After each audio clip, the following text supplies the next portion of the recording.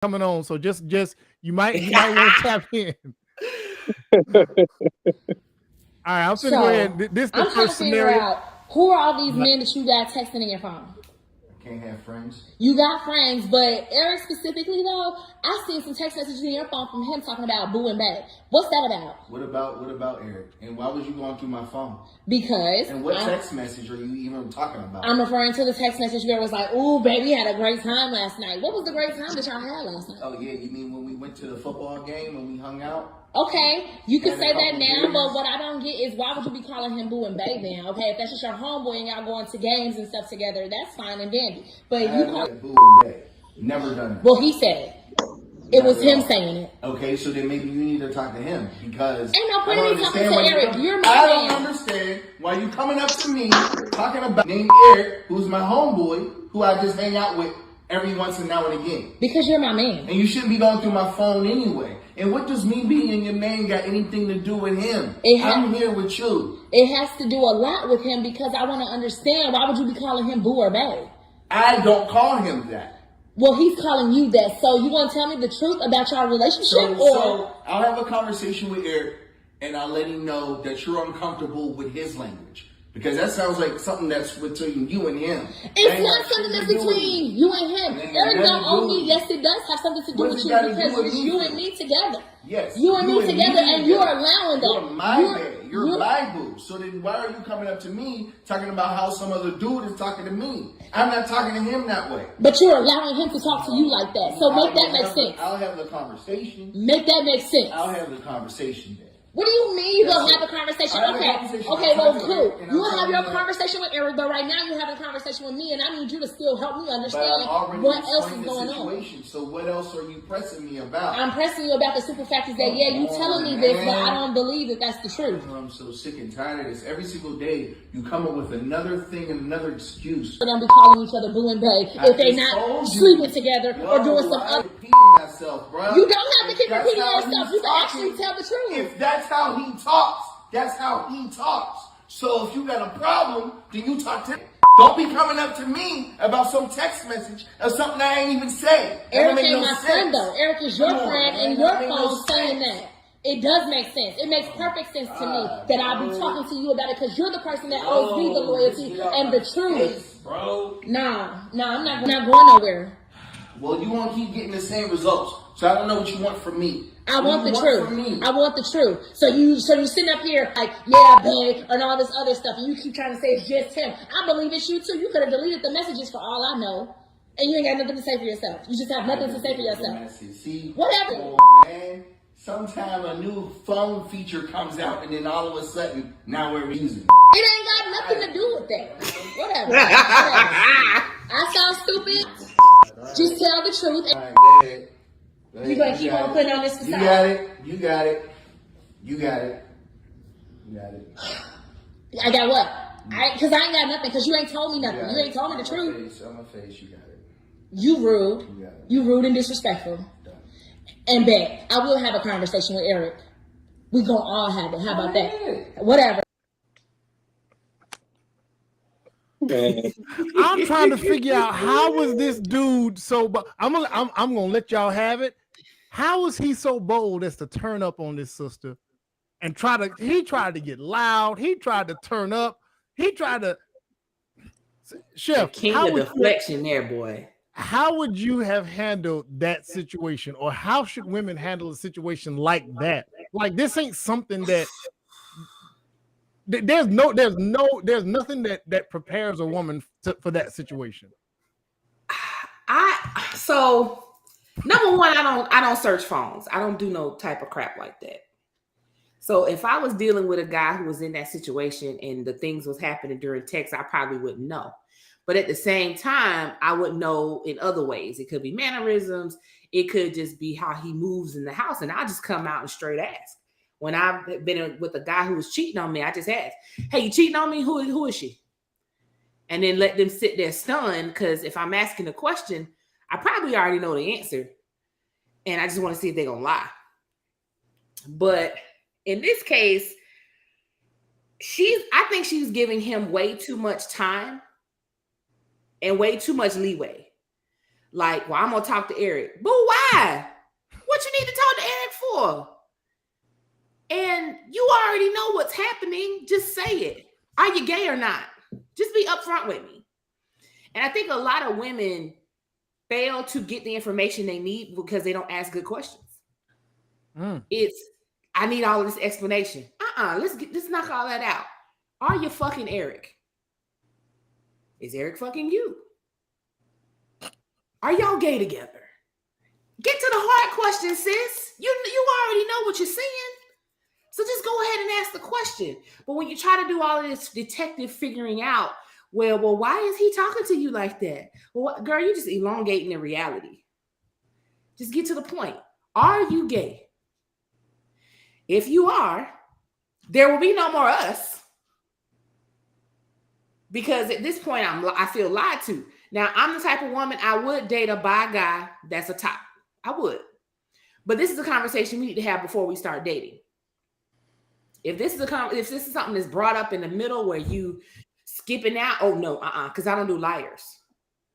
So if he feels like the necessity it's necessary for him to lie about his sexuality, then I couldn't deal with him anyway.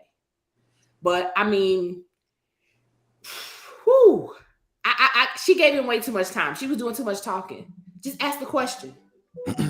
I don't necessarily promote violence. And I don't want to do that here because I don't want to get in trouble. But boy, like, man, when I first saw it, I'm like, golly, this is gonna go left real quick. Because I thought she was gonna come off the top rope. Like, dude, the moment he got bold and started pounding his chest and getting all turned up about it, I was like, oh, she definitely about to go off on him. She about to handle that business. Go ahead, Frank, man. Like, what should she have done in that situation? What should she not have done? No, what should she have done? Or what should she not have done? Oh, I tell you what she shouldn't have done. She shouldn't have made this whole scenario up. I don't believe none of this stuff, man. Why? I don't believe none of these videos. Listen, okay, let's just say it's real. Let's just say, all right, for the sake of argument, okay. Yeah.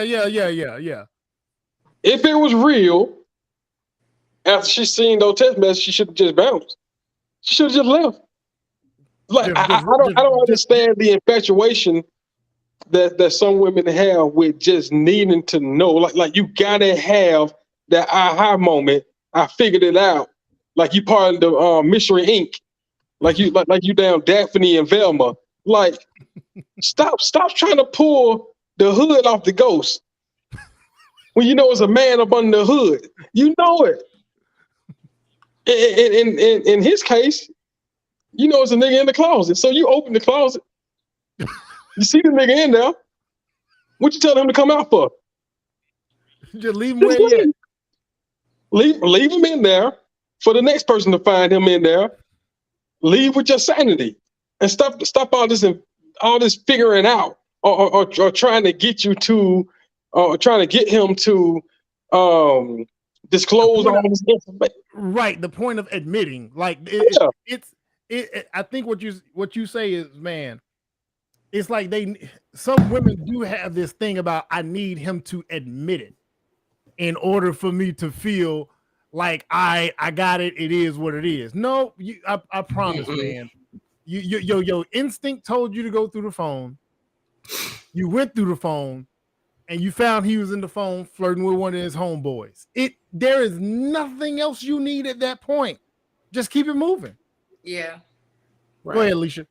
I totally agree. If you have to question it, I'm finna move on. If I have to question it by any means.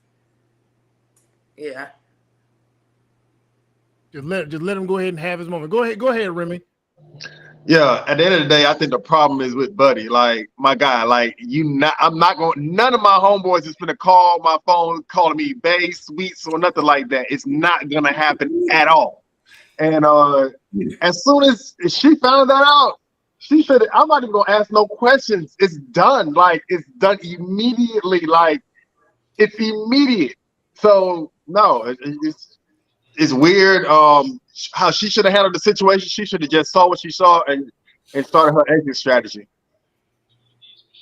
Just been out. Just be out. Just go ahead. There's And nothing leave. else to explain. Like at the end of the day, I just don't play like that. You know what I mean? You just don't play like that. There's just too much going on right now where you just don't play like that. To me, that's a point where ghosting is 100% valid. Yes. Just ghosting. No explanation. I ain't ghosting. I'm gonna tell you. I know. Yeah. You gonna know I know. I'm gonna keep your business, but you gonna know why I left. But that's just me. I'm a Leo. We do stuff like that. That's not. I don't know. What's up, Jamel? I don't know if you saw the scenario just played out, but the lady, she goes into her boyfriend's phone, and as she's snooping in there, she sees that her boyfriend's friend is communicating with him as if they got something going on. She's referring to him as Bae, as Boo. Hey, we had a good time last night. I enjoyed whatever. You know what I'm saying? Like, and so, you know what I'm saying? She's trying to get him to basically admit something, and he's just deflecting. He's going off. He's telling her, you need to reach out to him and check him about it. If you got a problem with how he's communicating, he's basically saying, I'm not the one talking like that. He's talking like that. You ain't got a problem with me. You got a problem with him. That's what the brother was saying in this particular video. And we're trying to understand why did she respond like that as opposed to just be out or come off the top rope. Either one. And I think you already touched on it. Honestly, y'all can hear me good or nah? Yeah, we got you. We got you. I think you kind of already touched on it with women wanting to know or needing to know. Or I think it was D. D touched on it. My fault. But realistically, that getting to know or needing to know gives women, for the most part, a sense of closure. You feel me? Like, because they'll keep playing with it in their head well after the fact if they don't actually get a conclusive statement. You see what I'm saying, as to what happened. Like, if the person don't admit to it, it will literally drive them crazy trying to figure out if they were right the entire time, regardless of whether or not the evidence was all there for them to see it. You know what I'm saying? Like, the evidence is there, they already see it, but they can't accept that. You feel me? It's why in most cases, especially in situations like that, even if it's not on no, I believe y'all said it was a homosexual situation, even if it's not like that, and it's just a case of infidelity, I've seen women end up going back to the person just to end up leaving after they found out the truth conclusively because they couldn't get it out of their mind. So I think that's just how their minds work. They won't. A lot of them do. Listen, that's not it. I personally feel like women are never satisfied. It doesn't matter what he says. She's always gonna wonder, why wasn't I good enough? Why did you decide to go that way? She may even be the type of woman that feels like she can change his mind. I feel like no matter the response or answer you give, we will never be satisfied. I've even experienced that, from a different perspective. It's definitely not closure. Yeah, no. It's more ammunition. Yeah. Facts. 100% facts. Yeah. She gonna use that when somebody comes to us and say, you know what happened? Girl, that nigga gay. Right. Versus because we want to make sure it ain't us. I got you. Now that makes sense. That makes sense. So no, it's not closure at all. I'm got you. Because I think I hear what. No, I honestly that makes sense. Because see, a lot of times when y'all say these things, I replay a lot of scenarios in my life. Not this goddamn scenario. I'm talking about the other woman's scenario. Let's be clear. But there's been a situation where they had like the gun wasn't smoking, but the barrel was warm, and they almost had me. And then they asking questions. I'm like, no, why are you at? You know what I'm saying? Deflecting, ducking, dodging. I'm like, woo, she ain't finna get me. And I'm like, you already know. Why are you asking? And it's because they want to be able to definitively say when they explain what happened between them and the dude is he was doing this, so I had to get on, girl. You know what I'm saying? It's I can understand. I can see that. I personally, this is my first time having a woman actually explain that. You feel me? This is just what I just told you was just what I deduced from my experiences. But I definitely can see that. I can see them waiting for that opportunity when somebody say, well, what happened to you and Jamal? Like, girl, that nigga gay. Like, I get it. Because you got to tell the whole story. And of course, especially if it's a situation where we were not the instigator of the end, we want to be able to like blame it all on him. Right. Yeah. Even if it was our fault, I feel like he did this. Girl, wait, I should have left him 4 years ago. We want to be able to do all of that. Wait, she being too honest. Repeat that again. Even if it was your fault, if you could throw it back on him, like, girl, yep, it was him. It was him. Yeah, I have to admit that. Like, I probably only have one female friend where she was like, I could have did XYZ differently for my relationship. Most of my female friends, and even myself included, we gonna put majority of the issues on the men, but I feel like men can do the same thing as well. I don't necessarily think it's gender specific. I just think it's kind of human nature. You don't want to accept that accountability or responsibility for something failing. You know what I think it is? Women's, and I'm not justifying none of y'all's foolishness, but women's reputations suffer more when things don't go right in society, especially in relationships, than men's do. If you dudes don't agree, stop playing, bro. It's why so many things are the way they are. A woman's reputation is much more fragile in the world of mating, dating, and everything else. So it has to, y'all got to be able to say it wasn't me. Versus a dude, we just get to shrug and say, well, yeah, I wasn't shit, but I've grown and I've grown and I've changed. So hey, and the world will say, oh, you grown and you changed. Let's give you another chance. And you be lying through your goddamn teeth. I mean, we seeing with Ja Morant right now. He said he grown. Ja Morant said he was grown and he changed a couple weeks ago. Turned around and did the same shit. And he just said the same thing. I got some more growth and changing to do. Give him 2 more weeks. Yeah, he's gonna do the same thing. He's gonna do the same thing. I do want to address a comment by Elijah Stokes that said if a man is gay, it's the woman's fault for not checking his temperature before they get together, as though we have some type of scanner that can tell that a man is gay. We got gaydar out here. We get on Amazon. It didn't even. If you got a scanner that can tell me, you point the scanner gun and it beeps when the man is gay, let me know. Honestly, it ain't even a matter of. It ain't even a matter of checking temperature. Even if you check temperature, bro, I'm telling you right now, as a man, I work for the federal government. I can't say which agency. However, I know firsthand there are men who wear suits, got deep ass voices, beards, walk around with hammers on their hip. You understand what I'm saying? And be soft as vanilla left out in the sun. You feel me? Like, I've seen it. So I don't really think it's a matter of checking temperature more so than it's a matter of some people live double lives and they be ashamed of what it is that they're about, and they'll keep that shit a secret away from their partner. And it don't even got to be homosexuality. I've seen situations of dudes being cool with poly and they keep it a secret, living double lives with several women. You feel me? I've seen situations with women having niggas on the side that will give them money for bills and shit, but they ain't tell their man what they had going on, living a double life to that effect. It really just, some people are ashamed of what it is they got going on, and they would rather keep it a secret, even if it means it'll cause harm to their significant other later down the road. I went out with a guy, and I didn't know, he didn't come off as gay at all. He came off as really anxious, and I don't really deal with anxious attachment styles well. So in my mind, I was like, nah, I'm good. So 3 months later, we went out to just catch up. And during the date, he was like, yeah, so my first time when I was with a man, and like in my head, I was like, see, I got a sense it wasn't that, but my intuition was like, no, but I kept a straight face. I would encourage the ladies, when a man tells you something like that, to keep a straight face, because that's where you get honesty from.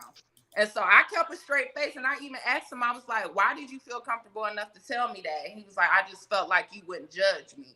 But like, I was one of the first women that he was interested in, that he quote unquote came out to. And he got a girlfriend, and I promise you, if you look at him on Instagram, you would not think for 1 second that this is a gay man.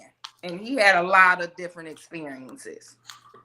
And the other thing people got to realize about homosexuality and sexuality in general, and I'll say it all the time, sexuality is a spectrum. There is no one way for a gay man to look. There is no one way for a gay woman to look. People look like how they look. Exactly. What they do in their bedroom is their business. So, well, you should have known he was gay, just like that guy should have known that that transsexual was a woman. I know Remy will say, I can see it in your eyes. Not all the time. You sometimes you just can't, and that's okay, because people don't operate in this vein of, well, I have to wear this specific thing or act this specific way to be seen as gay or not. So I think that's one thing we got to get away from. Yeah, we got to get away the woman's fault for his sexuality, girl. Yeah, child, you get out my face. Yeah, we have biases of like, this is what gay looks like, and you know, that's not always accurate. Yeah, sometimes you can tell, you know, you see a man in, you know, he's real flamboyant, but not every gay man is flamboyant. Right. I've worked, and I'm much similar to what Jamel said. I've worked with guys, and until they tell you, you don't know. And you will sit there, even with the language some of them use about people within the community, they will talk, they just talk like regular guys, move like regular guys, say things that you wouldn't even think they should be saying, being that they, that they're gay. They will say, and you like, but bro, you were just, he said, oh yeah, well, that's what it is. But still, I'm like, okay, never mind. Whatever your preconceived notions are about how they should conduct themselves and where somebody should be, man, you got to get that out of your head real quick, man. Like Jamel said, scraggliest of beards, they the toughest talking, they just regular dudes. Y'all saw with the Impaler we showed last week. That was just a regular dude with a beard, and they were like, yeah, he hunt. He hunt, he fish, he talk that talk. Yep. It is what it is. You never really know. So I would never blame a woman for, not realizing that her man might be on the DL. Like, nah, bro, I can't do that. I can't hold them to that. Sometimes it'd be the furthest thing from their minds because it's something that they can't fathom. You know what I'm saying? Like, they can't wrap their mind around it, so they can't wrap their minds around being with somebody that's gay, whether hidden or openly. So they're not even going to entertain the idea that he could be, won't even question it. So I think that's how a lot of them don't see it head on, because if they find themselves attracted to a certain guy and he doesn't, he's not forthcoming with his hidden sexuality, then it's not going to be a thought in her mind like, Nick look good, he walks straight, I wonder if he gay. It's like, why would it be? Why would it be a thought? Right. I can dig it. All right. So one thing I can say, I've been in a situation where I was dating this chick, and I was really in like with this chick, and on her profile. Did you say in like? I really like this motherfucker. So on her Facebook page, this was like years ago, back in 2008 or some shit. This she put that she was in a relationship with her best friend, and I was just like, look, you're gonna have to change that shit up. Like, I don't like all that gay shit. Like, if me and you together, change that shit up. Then she was just like, what does the status say? And she was like, I said, it says that you're in a relationship with your best friend. Then she was just like, that's what it is. And I was just like, oh, well, damn, you gay, bitch? Then she was just like, yes. And I was like, damn, okay. What the fuck can I say? I just had to step back from the situation. I ain't trying to make it no three-way situation or anything like that. Just had to step back from the situation because, again, I'm not going to be competing. And at the end of the day, that's something that you need to explore. And plus, we was in college. She was in college at the time, and she was young as hell. She was 21. Explore, find yourself, and I'm going to holler at you later. But I can't stick through that. Like, okay, as a guy with a chick, probably back then I probably could have stuck through it, but for a little bit, because I ain't experienced a lot of the shit that I experienced till today. But it just went right. And honestly, this brings up the double standard part of that. In most situations, in a lot of situations, a woman can admit it. Yeah. I used to be into girls, or I am into girls, and dude's gonna be like, shit, me too. Exactly. We one the same. You know what I'm saying? And it can still ride. It can still rock. You know what I'm saying? Versus there's almost we're rarely hearing, like, it's just now becoming a thing where women are like, oh, okay, well, if he was with guys in the past, or if he likes guys now, depending on the relationship dynamic, I might be able to explore that. That's becoming a new phenomenon. Yo, that shit's weird. I don't I stopped think dating somebody because they told me that they would date like a bisexual man. Like, bitch, like goodbye. Like, I don't even want to. I Oh. female friends What? say that they will date a bisexual man because if a man is faithful to you, it doesn't matter if he likes men or women. He's with you. He's being faithful. So they said that it doesn't bother them. I can't relate to that or toot that horn, but I've definitely heard more women starting to say that as of late. Yeah, no, hell no. Like, if that's a choice that you made, that's a choice you got to make alone. I don't want to be part of that choice. Do your But thing. you wouldn't be part of the choice. Why does what she would consider have Because to do I'm with picking you? a partner that represents me. Nothing about me represents that at all. Like, nothing about, like, that doesn't represent my values. But yeah, me and my girl gonna have the same values. That doesn't represent any of my values. All right. I feel you. I get it. No, I get it. I can totally understand that. Like some people don't want that explorative, extra dynamic going on. I get it. You know what I'm saying? Like, yeah, what I can't say for myself 100%. I know the conversation is about truth from day one. Whatever you like. Look, if you like hot sauce, if you like barbecue sauce, if you like mustard, please let me know. Don't surprise me. Go ahead, Jamel. So something that I learned, because I'm into a lot of stuff as somebody that has a lot of kinks. Something I learned as a result of the kinks that I'm into is that this has been going on for a really long time. It's not something that's been public, because a lot of women were shamed, or let me correct myself. The women weren't shamed, but the men that these women care for who did those kinds of things were shamed. And as a result, the women kept it a secret because they have vulnerabilities or affections towards these guys. You understand what I'm saying? But realistically, it's been going on for a long time. Long time. It's been going on for a long time. Yeah, if I'm not even mistaken, this is during, I don't know how old y'all are. Y'all look pretty young on here. This goes back to the show. I don't know if y'all remember that show that used to come on called Blind Date. There was another There was another show that used to be on during the same time called Next, right? Yeah. Oh yeah, Next. Yeah, y'all. All right, so y'all grown in here. All right, so Man, this the 40 and up club like a mud, boy. Oh, my bad. Alicia said, nah, I need, goddamn it. Around we that, all 80. I think we all 80s babies. I'm an 80s baby. So around that same time, because nobody watched it, it was short lived. There was a show that came on that literally was called Girls Who Like Guys.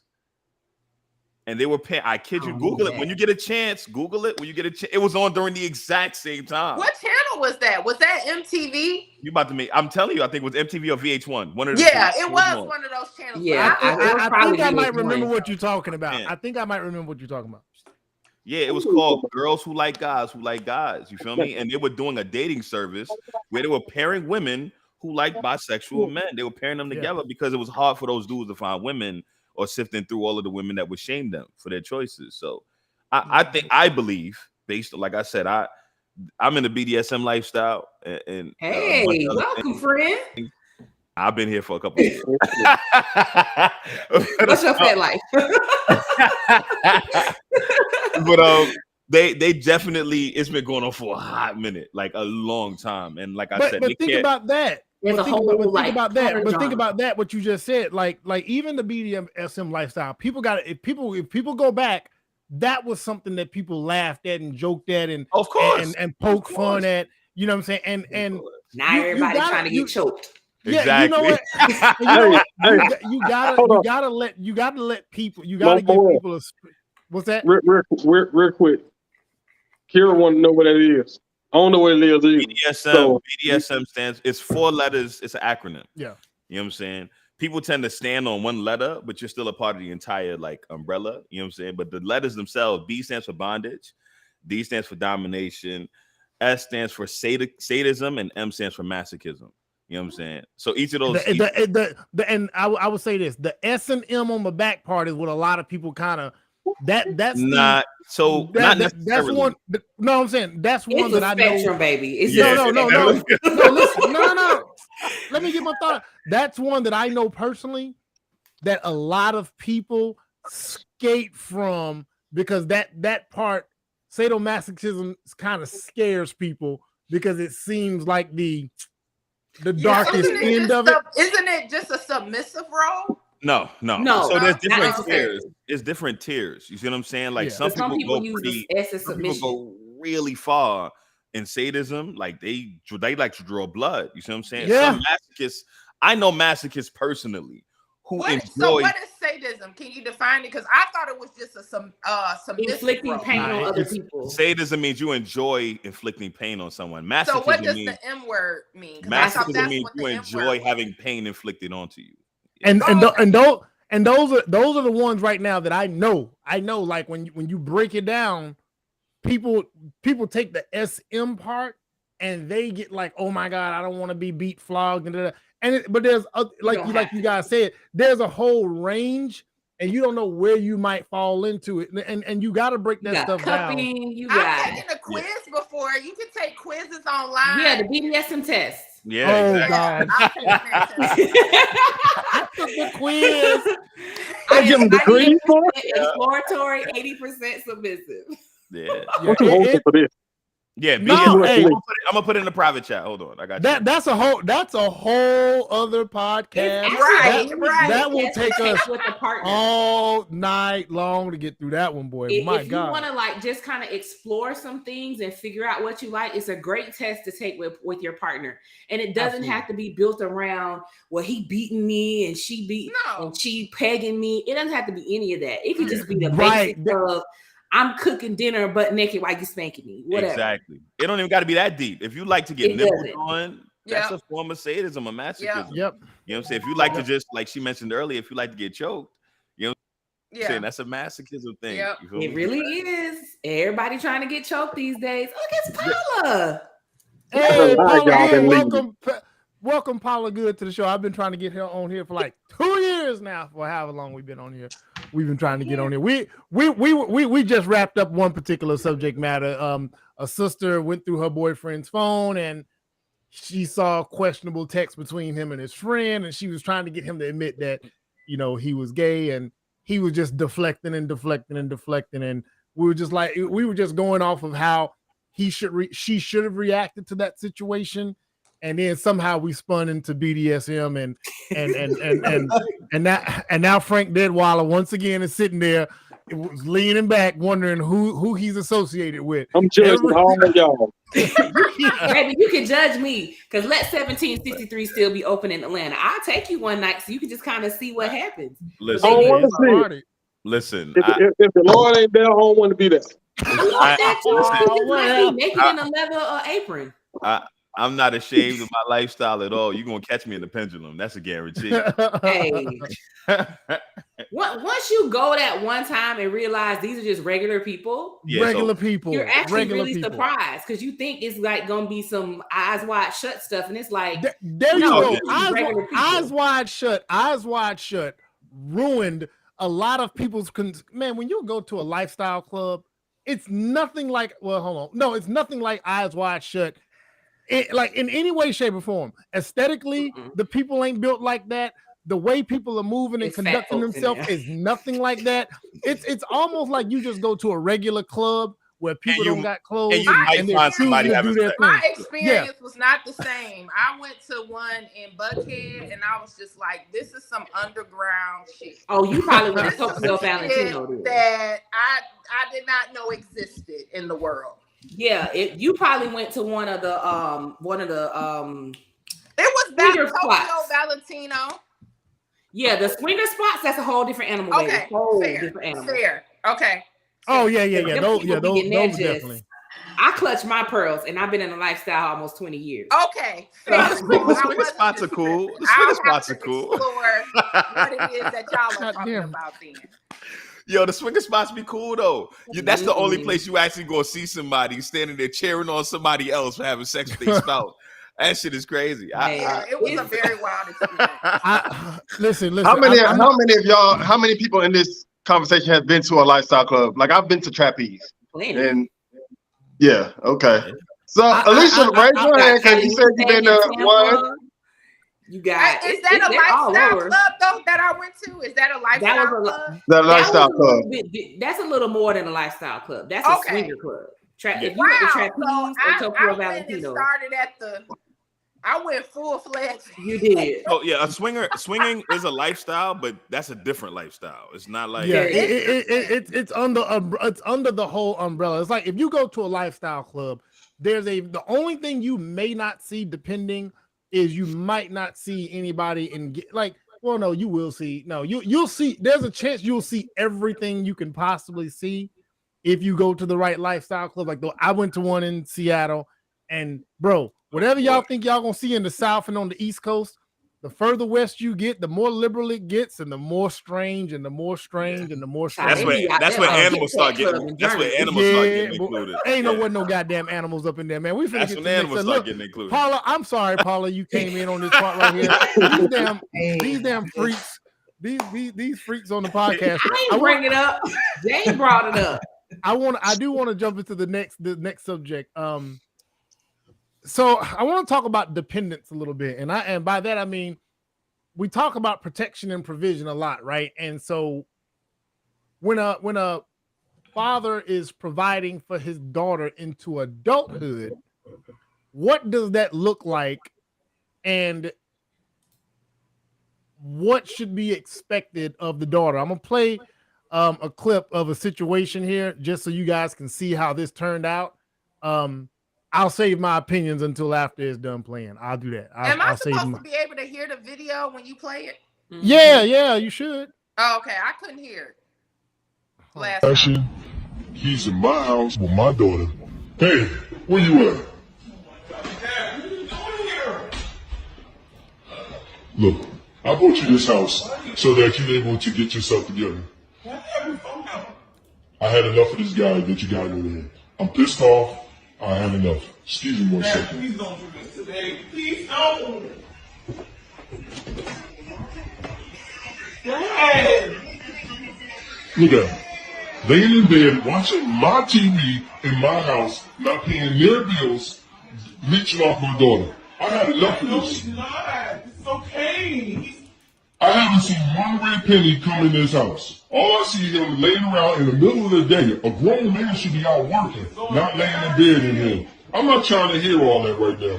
Get up. It's time for you to go. I don't want to hear nothing, man. I haven't seen a nickel from you. All I see is a guy, a grown man laying in bed in the middle of the day, watching TV. This is my house. I do what I want to do. I pay the bills in here. You're my daughter. He doesn't belong to me. This is a grown man laying in bed. He needs to get himself and get up out of here. Man, I record what I want to record in this house. This is my house. This is my daughter. You go up front. I had enough. You go up front. Is he crying? The girl That's is. the daughter. I'm about sick and tired of you picking these deadbeat guys, bringing them up in my house when you can do so much better with yourself. I think it just sounds distorted. I'm not trying to tell you how to live your life. I'm just telling you how to live in my house. I'll pay the bills in here. You don't mind. No, you don't need to go anywhere. You're my responsibility. You're my responsibility. I'm not trying to control you. I'm just trying to do the best for you. You're trying to live my life. I don't want you. He goes, I go. No, you stay here. He goes. And what's taking you so long? Stop talking to him. Don't listen to him. I'm gonna really. Mom has no idea who here. She knows I'm here. No, she can't possibly. You are my daughter. I love you. And I want the best for you. I'm sick of this. I'm not sick and tired of deadbeat guys coming in here.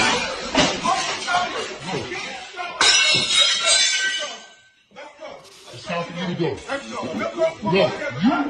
No, you stay here. You stay here. It's time for you to go, bro. Enough. I'm trying to stay here. Oh, you staying here. It's time for you to go. Enough of these deadbeat guys coming in here doing what they're doing. Hey, say something else. Dad, please. No, enough. No, he's gone. He's gone. That's it. It's time to get your life together. He's cleaned this house up. Your mom and I, we raised you better than this. We gave you everything that you need to be successful in life. We gave you a house, we paid the bills, we gave you a car. You in school, you're doing well for yourself. Why are you big? That's his fault. Absolutely. Whose fault? The dad's? The dad? Yeah. Go ahead, Frank. Speak on it real quick. Man, even though your children make their own decisions, it still should reflect, at the very least, the core values that you instill in them from the time they're youth until adulthood. That's their compass when you're not around to verbally guide them. You know what I'm saying? So they gave her everything. And for the sounds of it, she ain't had to work for nothing. They gave her everything. He said it. He said, we gave you everything you need to be successful. So you're not going to value nothing you haven't worked yourself for. You know what I'm saying? So he set his own daughter up by being this by being this super nigga to his daughter. You know what I'm saying? It's like sometimes you can overdo. And a lot of times you give your children more than what they need. You know what I'm saying? And so you create this entitlement. That's why she feel like she can lay up in that house, not paying anything, and have a nigga lay up in that house too, and think it's all good. Think there's nothing wrong with it because she's never had to provide for it. If she had to pay those bills herself, she would have been looking at that nigga a lot different because she would have felt the pressure of those bills every month. You know what I'm saying? So because her dad is doing everything for her, that house is a clubhouse. It's a fun house. And she got her little friend in there to keep her company. So that's I have something to add. Go ahead, Chanel. I didn't see the whole video, but I feel like it's deeper than that. A lot of times, parents or people in general feel like because they providing physical things that's enough. I've known a lot of males to be present and like set their kids up for success, but are not emotionally there. So there's something emotionally missing, and she's looking for something in men that her dad didn't give her still. Just because he was present doesn't mean he was present. So that's the same thing I was thinking as I think Frank was talking, that it's definitely something else. It's an emotional component missing, because typically women will go after men who kind of resemble their men. I mean, their fathers. Yep, their dad, so the fact that she's not going after a man that takes care of everything, that takes care of her, is kind of interesting to me. And to me, that says there's something deeper there. Okay, go ahead, Paula, and then I'm gonna get to you, Jamel. Go ahead, Paula, jump in there real quick. Yeah, I'd agree with the ladies. I mean, she's definitely missing something. There's like a empty space of something she didn't get. So you're looking for that validation, looking for that emotional, whatever, that connection. And then you get someone who's deadbeat because if they're not going to work, they're giving you all their attention. They're always around. They're always available for you, always there to talk for you. So, he's just there. And then even with her reaction with him leaving, she was just, having a little temper tantrum and stuff like that. He's attached, but it's not a healthy attachment. Yeah. And I also feel like a lot of times whenever that's the main thing that a parent focuses on is providing, people tend to resent that. So they look for people who don't give that.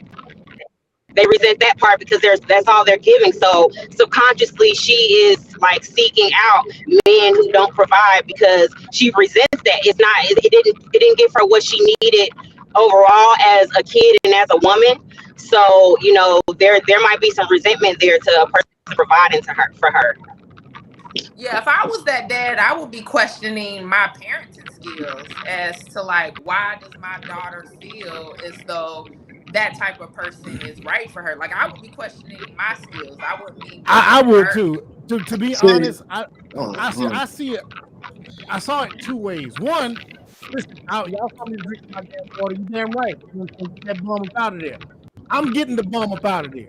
And then we're going to have to sit down and have a conversation because I'm going to need to know, hey, I know you know better than this. So we need to have a real serious sit down because you're going down a path as a young woman that you will not come back from whole because you're looking for something. Like, I agree with y'all. She's looking for something. She's looking for that hug. She's looking for that emotional presence, just that there. And you go down that path, that's how you end up with the guy who only thing he come to your door with is a PlayStation and a bag full of clothes. You know what I'm saying? And you feel good about that because he's just there. But on the flip side, as a father, you see that, you know where that's going. You know the end of that and how it's gonna look. So I understand the dad. Let me just jump in here real quick because I see something a little bit different. The guy didn't have like a whole bunch of clothes in. It looked like he was just laying up in the bed. So it wasn't like he had to move out. He just got his clothes together and he may spend at the end of the day, I don't think he lives there. So he might spend a lot of time. That's all he had. That could be all he had. 2 outfits. That's all he had. He was there for the weekend. Yeah, whatever. I mean, regardless of this all that he had, let's be for real. He didn't live there. But the thing is, I would be more as a dad. I kind of understand where he's coming from. The reason being is because me personally, I'd be ashamed to be laid up in my girl's bed while her parents walk through the house. I would not want them to see me as somebody laying up in her bed or just laying around the house. If she's in the kitchen cooking, I'm gonna be there with her, or I'm gonna be doing something productive. We're gonna be interacting. And the thing is, if I see you coming up, if I walk in the house and you laid up in my daughter's bed, and it's just like that's a constant thing. Come on now, like that's what he said in the video. He was like, every time he's here in the middle of the day, he should be working. Blah blah. Like I get it. I get it. As a dad, it's just that you gotta wonder. At the end of the day, you can see to somebody's character. This guy doesn't have morale or value. Like I would feel bad, like for my girl's father or parents to walk in and I'm laid up in her bed and she in the kitchen. Like I would be in the living room. I would be if I hear somebody come out and go out there and greet them. It's like a whole different.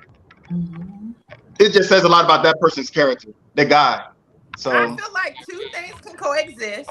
That you still have emotional issues, and he can be ain't shit. And you know everything you just said. I feel like both of those things can definitely exist in that situation. Go ahead, Jamel. Go ahead and jump in there real quick. Yeah, I could see how the father was failing. You know what I'm saying? On the flip side, it's still his failure, but I could also see his daughter acting in rebellion because he's trying to buy her love instead of actually being a father. You see what I'm saying? But what is a father? Define what a father is, in your opinion. The emotional connection has to be there. I mean, you know, like there isn't this cookie cutter father, but emotions have to be attached, and clearly there's some emotional connection missing there. Like that's the number one thing that would draw a person to a person that's not, you know, showing up in a relationship properly. Mm-hmm. But we do have to be honest that most men don't even have control of their own emotions. So how can they be emotionally available to anybody else? Yeah. You know, we got the whole men got to be masculine, women always emotional because men logical. When if you really look at it, women are far more logical than most men, and most men are actually terribly emotional. All right, so that's a whole nother conversation. That's a whole nother thing. Like, I'm gonna stay. There's not a single study on earth that would back that. No, Listen. I'm gonna stay right. There actually are. We gonna stay on task. I'm gonna stay right here where I was going. I'm gonna stay right here. I was going. You know what I'm saying?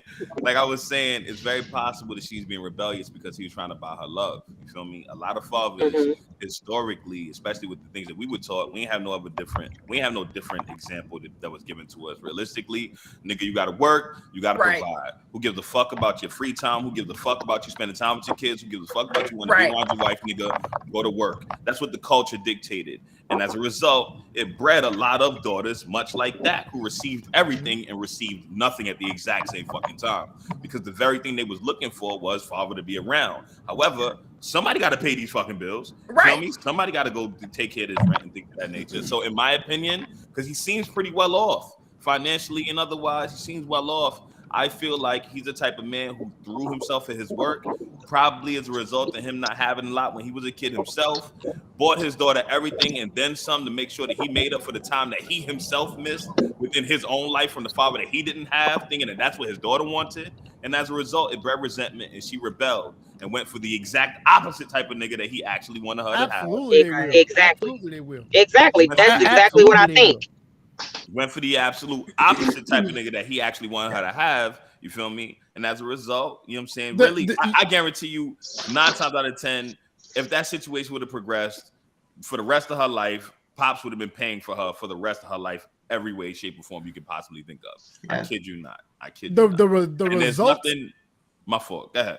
No, go ahead. No, go ahead and finish. Go ahead and finish your thought. There's nothing, in my opinion, that says, oh yeah, you shouldn't take care of all of your child's responsibilities as a daughter. I got my own archaic thoughts on this, and I'm firm on them shits. Ain't nobody gonna swing my opinion on it. You know what I'm saying? It's nothing saying, yo, you can't take care of your daughter until the next man takes responsibility for her. You feel me? But at the end of the day, he has to be a suitable man that's gonna be able to take responsibility for her. And in this case, my personal opinion, because of his failures to be there as a father, she was bound to end up with a nigga that was going to use her for her resources instead of actually experience her as a human being. Absolutely, and that's the danger zone, because man, it will put a young girl into, or a young woman into, a tailspin that she may not get out of for a decade, and you burn up a decade of your life with the ain't shit, but he's somewhat emotionally available, or so he appears to be, because he ain't got nothing else to do. Listen, let's be clear. Let's be honest about some of the things we've seen on social media and in memes. The dudes that are the bums that don't got nothing going on give the best dick, and they got the most game and personality. Honestly, hold on. No. That's because he ain't got no energy. Can we just Can we just address this? I'm sorry. And there's women here, so I need y'all to really like stand on this. Don't be scared. I don't give a fuck what these niggas say or what they do. Listen what I'm telling you. I'm telling you, say this shit with all your chest and be honest. I believe, and this is from what I've talked to so many women, bro, it's crazy. My own shorty, you know what I'm saying, told me some shit as a result of her not being able to talk to nobody else in the world. Women lie to men so much, it's not even fucking funny. And I'm not talking, I hate when people be like, oh, that bummy nigga give the best dick. That's a rumor, fam. It's a lot of women. They might be lying. They might, but there's a metric ton of women. There's a metric ton of women. Bro, there's a metric ton of women. I shit you not, who will literally spare niggas' egos and will lie. These niggas will go out here gassed, thinking that they really doing some shit and they not. Y'all people like y'all as species out here be killing us when we tell y'all the truth. Yes. No, fuck that. No, listen to me. Social media ideal, and everybody has grabbed a hold of it, and they think it's absolutely true. But I think it's more along the lines of what you're saying, Alicia. Social media, I don't think that's legitimate. That shit ain't true. I've seen women lie. So when she told me, I was scared. I'm like, damn. Am I doing it right? Like, I didn't know. Well, see, I didn't know. I had dudes like straight up cry on me when I told them the truth, and it wasn't even that I was upset so much as it was like, this is something we could work on. And this dude was sitting there boo-hoo crying, and I had to bust out laughing because I thought he was playing. Let me tell you how detrimental this is, right? I shit you not. My woman's 35, right? She's 35. And I used to think she was lying to me. When we first started, she's like, yo, that was literally the best. I didn't even know you're supposed to have sex like that. I'm like, what are you talking about? I'm like, what the fuck are you talking about? She's like, I always thought sex was just And that's the end of that. You know what I'm saying? And she said majority of the time it hurt. I thought sex was made for men to be satisfied. And she would just literally, I shit you not. She would, it's wild. And she's not the only one. Yeah. There's a lot of women that say this. Yeah, there's a huge difference. There's a huge difference between sex and intimacy.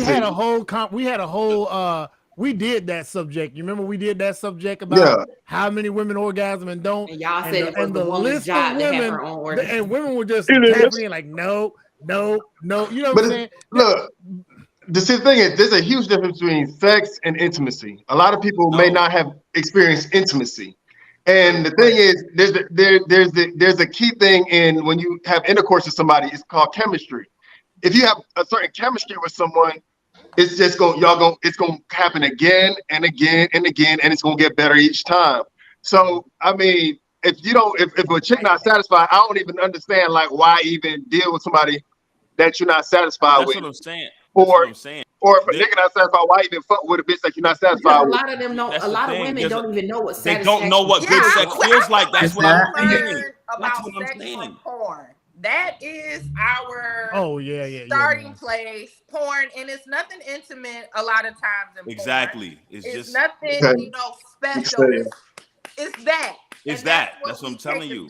They genuinely think that that's good sex, fam. Like that's in their mind. And then when they actually get with somebody that's actually doing it, when and they actually got a connection into your soul, that's what I'm saying. It changes everything. And they really be on some like, holy shit, I didn't know that's what was supposed to happen. And they're convinced in their mind that that's what it is. I used to literally tell this woman to her face, you're a fucking liar. Stop lying to me. Like you're a fucking liar. There's no, cause I'm grown. We can talk about the body count shit. I don't give a fuck about body count. I know how I feel about this shit.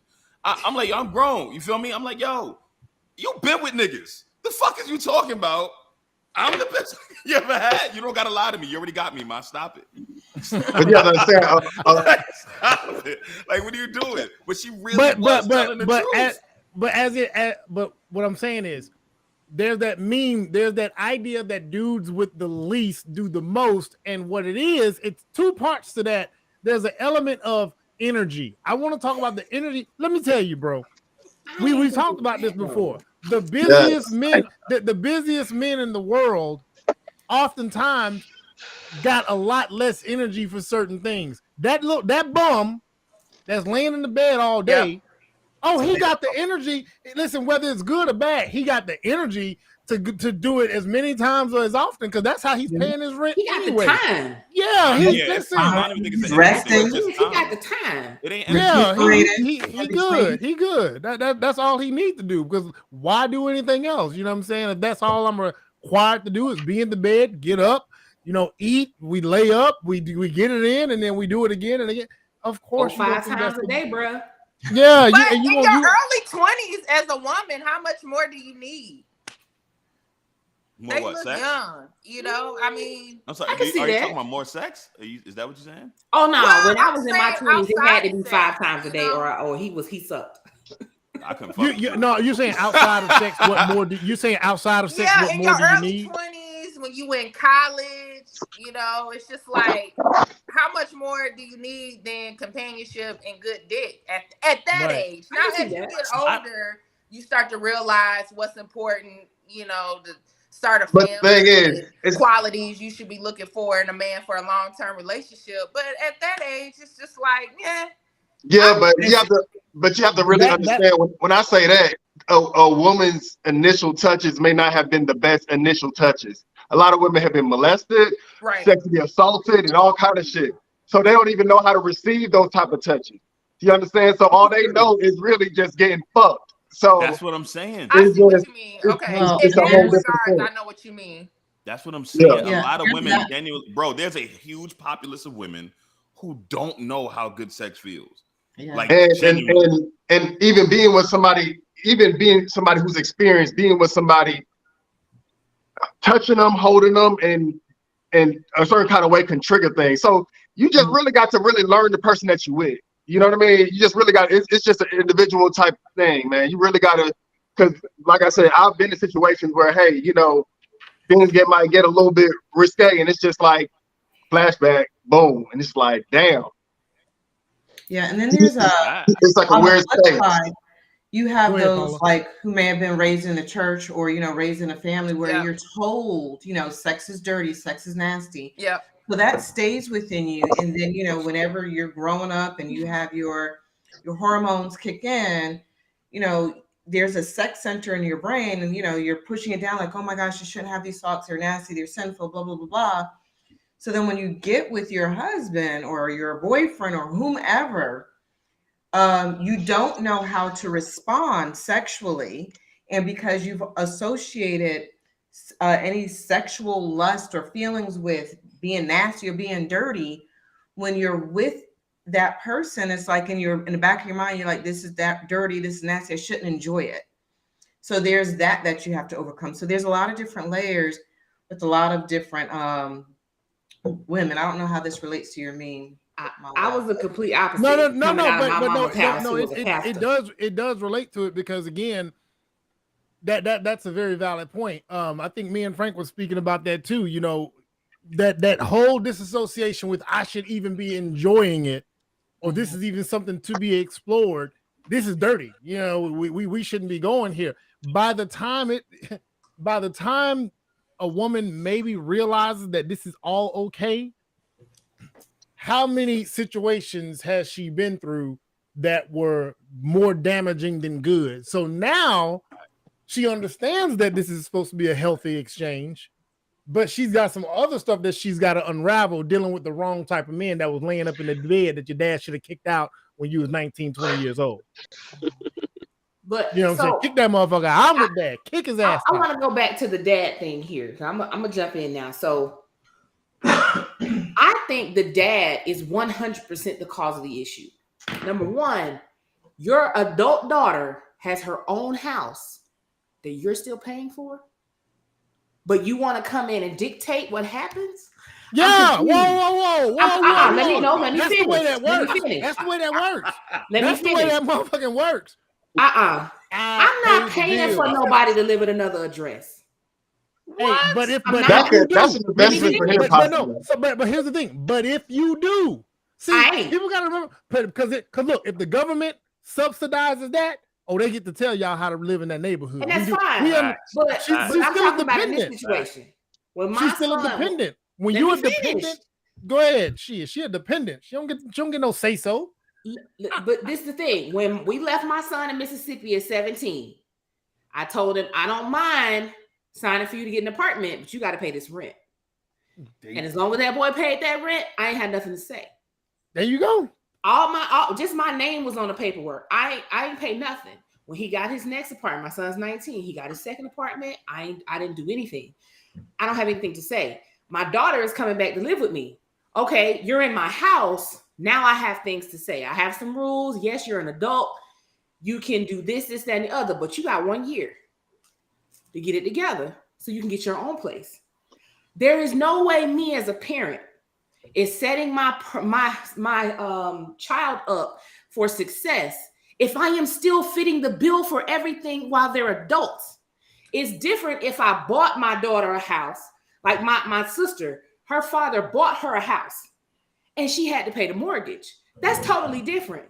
But when you still paying all the bills, you still got another child. And that's what I'm saying. That's how he's treating her, and that's how it is. I know. But at the same time, you can't sit there and be like, well, I want you to be independent, but I want to come over here and tell you what to do. Pick a lane, sir. Do you want a dependent or do you want an adult child? I think it depends on the scenario. I remember working with this girl in radio, and her father was paying a lot of her bills. But because he was paying her bills, she was able to work in radio. She was able to expand her career. She's working at different news stations and stuff. So it was a career move, because had he not helped her, she would not have been able to follow her dream in radio and TV and sports, because you don't make a lot of money in those scenarios. But this clearly ain't the situation for this girl. Right, but what I'm saying is, well, we don't know that. We don't know the behind the scenes story. True. We saw a 2-minute video. We don't know why he's paying her bills. I don't know. For me as a parent, when I set my kids up for success, I made sure they knew how to manage money. They've all had debit cards since they was 8, 9, 10 years old. They knew how to save. They've worked. Jamal, you got your hand up? Yeah, Yeah, I wait. he's killing us with that. Yeah. They have done all of the things so that all of my children left home at 17. My daughter is only coming back to stay with me because she's still unsure of what she wants her next step to be. And I'm like, why don't I want you out there floundering? Just come stay here, go to community college for a year, and just figure it out. I don't want you to have to worry about bills while you're still figuring out your next step. Your brother just got kind of lucky. I mean, he went into his career right away versus she's not. But I just can't see myself, them in a whole other place, and I'm still paying bills. You might as well just stay home and I can pay your bills. If that's the case, now if it's a situation where you're having to move for a job and you're being proficient in that career, I get it. But the rules and regulations will be set before you get there. There's no, I'm gonna have to come in and put somebody out your house. Well, see, look, the fact that he didn't have to knock, let's be clear. He didn't knock. There's probably an understanding. He said this ain't the first time. There's probably an understanding and an expectation. She's just probably, like someone said earlier, she's rebelling a little bit. And that's fine. You can rebel all you want. Go rebel on somebody else's dime. Go ahead, Jamel. That's what I'm saying. Father, sometimes parents got to let their kids fail. Yeah, I agree. It just is what it is. Agree. Go ahead, Jamel. So this is just me. Again, I got some really archaic thoughts. I don't believe that women get the luxury to fail. This is my stance and my stance only. I believe it's necessary for the dude to fail because adversity makes men men, literally. In fact, women naturally give men adversity for them to grow. That's just how it works. It's how y'all are designed. It is my position, my belief. You know what I'm saying? I still operate on the, once you leave my house, you go under the responsibility of another man. You ain't working unless it's something you're just passionate about. You want to do art or something like that. But beyond that, or you want to assist your man in managing what it is that he does. However, yeah, design. I'm a Christian. Don't worry about it. You don't got to believe what I believe. But concerning that, like, I don't think he was wrong in regards to providing for her, paying all her bills, none of that until she was married. I stand on that. I'm giving you an example. My 8-year-old daughter just called me for $3,000. I can show you the message right now. She won $3,000. She won it by June 13th. She gave me a deadline. I better not miss that deadline. And the reason why I'm not going to miss the reason why I'm not going to miss that deadline is because realistically, I'm setting a precedence for what she's going to expect from the man that's going to be responsible for her. You said earlier, Manuel, dependence. Last time I checked, when I get married and I am the head of household, my wife is my dependent. I claim all my taxes. Absolutely. What I look like letting my daughter go out into the world as a dependent while providing at the same time. Fuck that shit. It's not happening. But that's what I'm saying. If she's out there in the world, I shouldn't have to still be providing. Because at that point, you might as well just stay home. I agree. If she's and we married, can do it here. So I ain't got to pay bills in 2 houses. I agree if she's married. You understand what I'm saying? Let me give y'all a inside scoop real quick. Me and my ex was living together. Whoa. That's me. Me and my ex was living together. And she I forget what a bill was due. I can't remember. We were young, struggling in our early 20s, trying to figure it out. A bill was due, and she got nervous at the bill being due. And she said, well, I don't know what we're gonna do. I'm gonna call my dad. I said, what? You gonna call who? I said, that will never happen. That was one conversation in our 20s, and I was not even legally able to drink. I said, that will never happen. I said, the fact that you live here with me and I'm claiming to be your man and going to be your husband, the one person who will go to anybody for a handout if it's necessary is me. Facts. It will not be you. You don't qualify to do that. You are now you depend on me. Facts. I'm the protector and provider. Facts. And so because I'm telling you now, if my daughter was to call me and say, Dad, I need help on the rent, and it's a dude that's living there, man, I can tell. Listen, let me tell you, my daughters will. I would text my daughter and have her chime in and tell you what my response would be because they already understand. And so, and look, as far as the scenario goes, you want to pay for your child's home and like, you know, depending on what the situation is. Listen, choose to raise your kids and do what you want to for your children independence as you so see fit. But what the children have to understand, what anybody has to understand, is that when somebody is footing the bill, they have some say. I don't know what that say is, And I don't disagree with that, but I totally agree.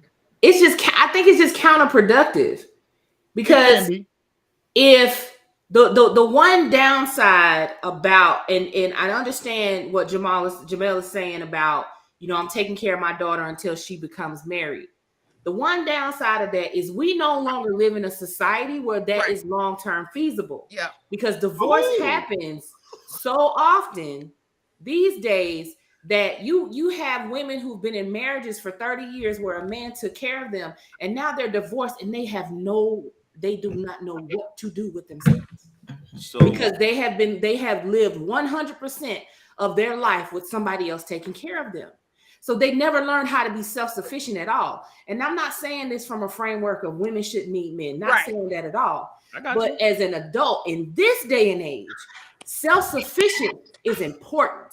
Here's my counter. And it has nothing to do with relationships. Here's my counter. Everything to do with, we live in an economy that we don't necessarily have any control over.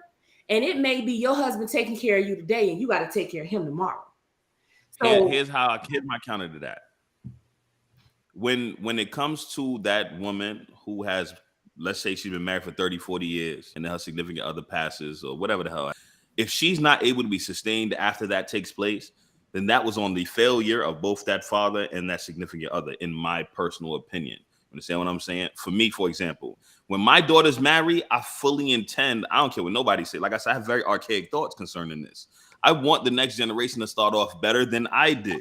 I'm not going to let my daughters, or even my son for that matter, go into a relationship where they marry someone and they don't have a good financial head start. I'm going to give them like 30, 40K each for them to start their lives off with. You understand what I'm saying? Right, now, concerning long-term, I get that, but in the other part is the question here. What if your daughter don't want to be married? I got you. Even if she don't want to be married, then guess whose responsibility is it for me to make sure that she's taken care of for the entirety of her life? That falls on me. See, if I pass away, daddy cussing out your daughter about that man and your goddamn Here's the thing, though. I wouldn't be that. Here's the reason why I wouldn't be that. Right, for 3 reasons. Again, my daughters are insanely spoiled. I'm not just saying this. I'm telling you what it is. They're a different breed of kids. In fact, when I was watching Chris Rock stand up not long ago about Will Smith, he said them rock girls is a whole different breed. My girls are the same goddamn thing. You understand what I'm saying? I feel for any man they actually come in contact with or they cross paths with. However, I don't believe it's going to take place in their lives where they're going to be having a deadbeat living off of them because their standards are going to be entirely too high. Too high. There's no way they're going to look at that person. And I hate to say this, but I'm giving room for their humanity. They're not going to look at that person as anything more than a plaything if they go that far as to play with them. You understand what I'm saying? But realistically, if they chose not to get married, if none of my girls chose not to get married, then it's on me to make sure that their lives are sustained. That's my responsibility for 3 reasons.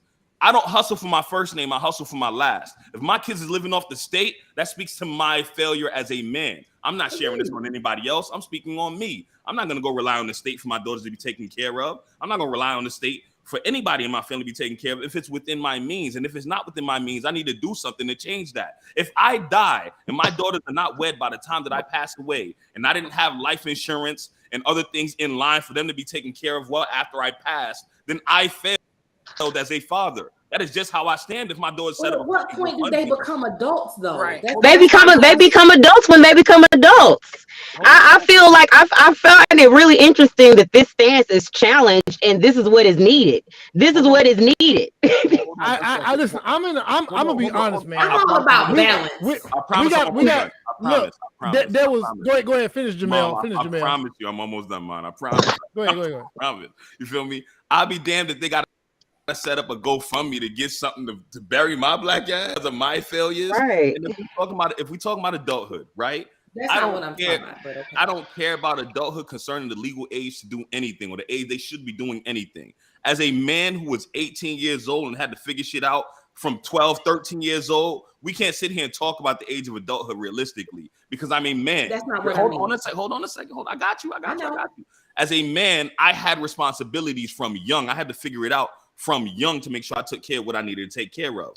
For my daughters, again, they don't have the luxury to have to figure that out. That falls on, from Jamel's standpoint, They don't have the luxury to have to figure things out. They shouldn't, realistically, because it breeds the very men, the very women that a lot of these soft ass niggas is complaining about. You understand what I'm saying? It breeds the very women that y'all said this little girl's gonna grow up into, taking care of a nigga, in my personal opinion. You feel me? It breeds the very women who feel as though they gotta contend and stress themselves out, contending with niggas in the workforce. I'm not gonna have my daughter. I'm not having my daughter do that either. Hold on. I feel like can I chime in? I mean, like, I feel like my bad. Yeah, let me. My bad, Jamel. Can I chime in? I feel like if what he's saying is like whatever the child, the adult child needs to learn, or whatever struggles or whatever adversaries they face will be from whatever level he leaves them off at versus the bottom. Like if you're setting them up for success, whatever challenges they have is not going to be on the average level of everybody starting from the bottom. And that's the way it should be done. That's what's needed. It's no such thing as, well, when do they become an adult? It sounds like you're saying, well, when do they have to struggle on their own? No, like, but what does that mean? When do they become an adult? Like they're given the tools that a lot of people don't have, and it's needed. Giving the tools is fine. I'm fine with that. I gave my children the tools. All I'm saying is, when do you pull them off the teat? That's all I'm trying to figure out. I got that question. There's no way I could be where I am. Jamel, hold on. Jamel is saying never. They don't come off the teeth. They don't come off. Listen. Let's be real. I get it. I want to tap into something that let's get back to abnormal norms. Let's get back to abnormal norms because let's be clear. Us as black people in the United States do not have the cultural. The humanity, to understand this, and I'm not debating that. I'm not saying I want my kids, but he himself, as a father, he's trying to put this norm in place or this thing, and it might make them abnormal to a lot of people because they. But isn't it? I get it, and again, I'm not saying anybody has to struggle. So don't put me in this far left thing. That's not what I'm saying. Yeah, we know that's not what you're saying. I think everybody needs a landing point to start from. But I know a lot of people who, because they have never come off the teat, when the teat run out, those people go out and blow their brains out because they don't know how to live. I got you. And that's the thing. That's why I said everything should be in balance. No, I don't want my kids to struggle. I tell my children all the time, I don't want them to struggle. So if you have to call me, I'm the family pit bull. Put me in, coach. I got you. But at the same time, I don't want them to feel like I always have to dictate what's going on in their lives because I'm paying for it or because I'm always there hovering over them. Sheffy, please. It's about time we agree on something, Sheffy. I just want to. It's about time we agree on something. Let me respond to her. Let me respond to her quick, please. Go ahead. Please, Sheffy. I actually agree with you. We're not saying two different things, right? Because if we talking about just general human self-sufficiency, they're not going to be lacking in those things. You understand what I'm saying? There's still the expectation for my children to have an education. You feel me? There just is not any expectation for my daughters, for example. And this is unique to my daughters, not my son. I want my son to drag his knuckles. I want him to fall on his face. Listen to what I'm saying. Hear me out. I'm telling you, this is a bias. Yes. Listen to me very carefully. I'm gonna go back to this point. There are double standards that exist naturally.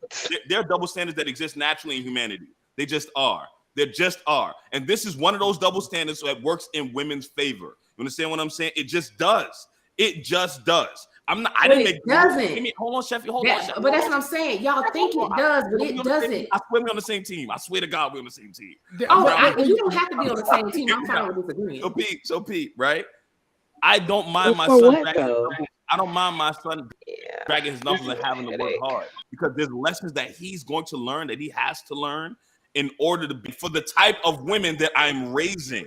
You understand what I'm saying? See where I'm going with this? My daughter's I do understand, but I love it. It's the inexperience. I'm not gonna set my sons up to struggle and let my daughters do whatever. Let me put it like this. One thing, listen, as men, we see in the world these coddled males that are legal adults, and we see what we see the results. I agree. Like, we're seeing the and we're also in real time seeing the results of women or girls that have been told or that are working to be providers and protectors of themselves. Exactly. And now we are in real wait, we are in real time. Wait. We are in real time complaining about this result. You're right. We're complaining about this result. We're complaining about men that don't want to let their wives take off a few years to wait to raise children. We're complaining about these men not existing, and then we're complaining about the women not wanting to be those women when we're not raised. Like, again, our cultural foundation is so stripped of these standards that when we put these ideas out there, it sounds as if we're putting somebody on a crutch, or we're hampering them. Or no, we're actually not. But what I don't want you to do is put me in this far left, like I think everybody should struggle, because that's not what I said either. No, I don't struggle. My daughter ain't gonna struggle. I'm not gonna let either one of them struggle, because it's my job as their parent to make sure they have everything they need. Here's the thing, though. So I'm not one of those people who like, well, I got it out the mud. Y'all should get it out the mud too. No, absolutely not. No, when I say I walked so they could run. Hear me out. I'm not saying that he should start from the bottom. So I think that's what we're missing each other. You said your son got to drag his knuckles through the mud. He got to work. He has to work. I'm going to make him work, but that doesn't mean I'm not going to give him the same. That doesn't mean I'm not going to give him the same head start. Is what because I said earlier, even my son is going to get $30K when he gets married. The difference is my daughters won't have to work for anything outside of who they seek to support in marriage. That's it. That's how I'm raising them. That's how I want to see them. That's fine. I'm just saying I disagree. And maybe that's just because for me in my house, I have raised my children to be just self-sufficient, period. That has always been a thing. And I didn't want them to have to need us. We're here. We're not going anywhere. But I don't want them to feel like they have to need us to survive. Just because the real world out here, and this isn't even just cultural, the real world out here isn't catering to people in this manner. You got to think about resources are not finite. I mean, resources are finite. They run out. The people who can go get the resources are the people who are going to survive, period. So if we're not setting our children up to be survivors, and they have to go from one person paying for them to another person paying for them, it can breed a whole generation of people who don't know how to be self-sufficient. And I'm a sociologist. Like, I'm literally a degreed sociologist. That's it. And this is what I'm looking at, the pattern of when you don't provide the ability for self-sufficiency, the next generation ends up lost. And you can see this in these kids right now. They got computers in their hands and don't know shit from fuck because they've never had to look for information. They ain't had to do no encyclopedias. They didn't have to use card catalogs at the library and actually do research. So because everything is provided for them, a lot of these children are plain old stupid. But I think the haven't had to do it. But I think the ideas, you know what I'm saying? Y'all might be the ideas that Jamel have and the ideas that Sheffy has, they coexist together perfectly. Yes. Because really, Jamel's not saying that his children aren't going to be equipped with that. He's just saying that his daughters aren't going to have to use that until it's to benefit a man, which fantastic. To benefit a man, to benefit a man. What about to benefit herself? I mean, because she really benefited. Because he's saying that she will never have to trying to create step wives again. No. But, hey, listen, because she's saying, hold on, I'm gonna back up. Because he's saying that she should never have to. Put it like this: we are in real time witnessing the complaint. How many times? Like I'm seeing women. Agreed, I'm seeing women but- right now say at 30, I'm tired. I don't want it no more. Please Agreed. take care of me. But this is okay, Manuel. Think about it. This is no different than the whole conversation about gun control. Just because you make a snap decision that exits out everything doesn't mean you don't create another problem. So when you go from one extreme to another extreme, all you really do is create another problem. I don't think. I'm thinking with every the solution there's a new problem. That's just nature, right? That's natural order. Right, because when you dead and gone, you ain't gonna have to worry about what you left behind, I guess. Who's not gonna have to worry about it? That's a problem. I mean, you dead, so you ain't gonna worry about it. You won't know. I'm not gonna know, but beforehand, I will have an idea of what it is that I've done to make sure that my grandkids, like I said, I don't hustle for my first name, I hustle for my last. You understand what I'm saying? I do. And that's wonderful in theory, but I promise you, after you die, you probably won't have no. That's my. You would just be like, "Well, I thought I was doing the right thing," and it's like, I can't operate in extremes whatsoever, and that's just because I believe very strongly in the socialization of the populace, not just my children, not just the children I affect when I teach, not just the children in my community. It's for the populace.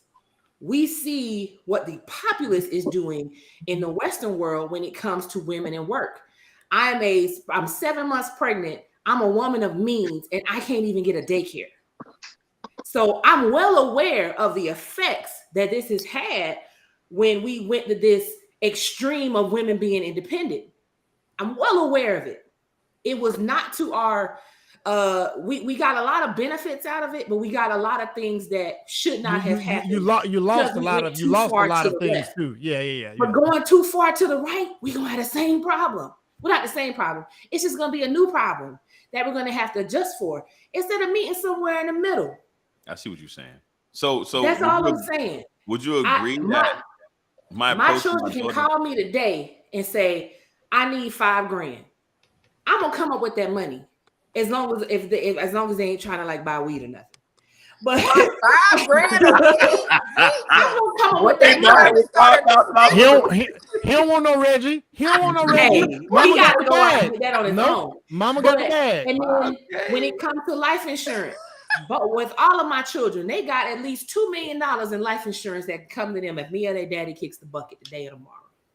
So they are well taken care of. But for their day-to-day, I need them to know I got to pay my light bill. I got to, maybe I should eat out today because I got this, that, and the other.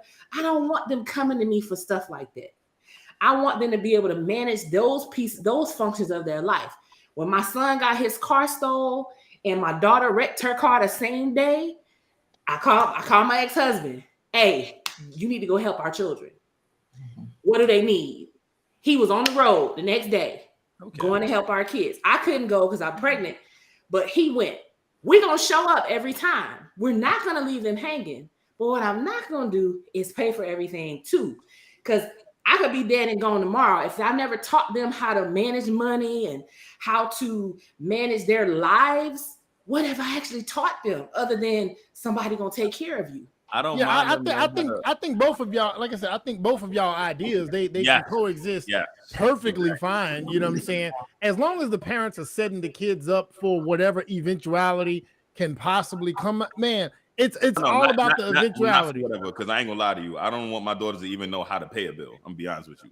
They won't know. Listen. See, I think you're doing a disadvantage. I want my daughters to look at a bill and be like, "What is that? Like, it's that?" Listen, I'm telling you, and this is coming from a also gonna have to teach them. You the women who end up with men.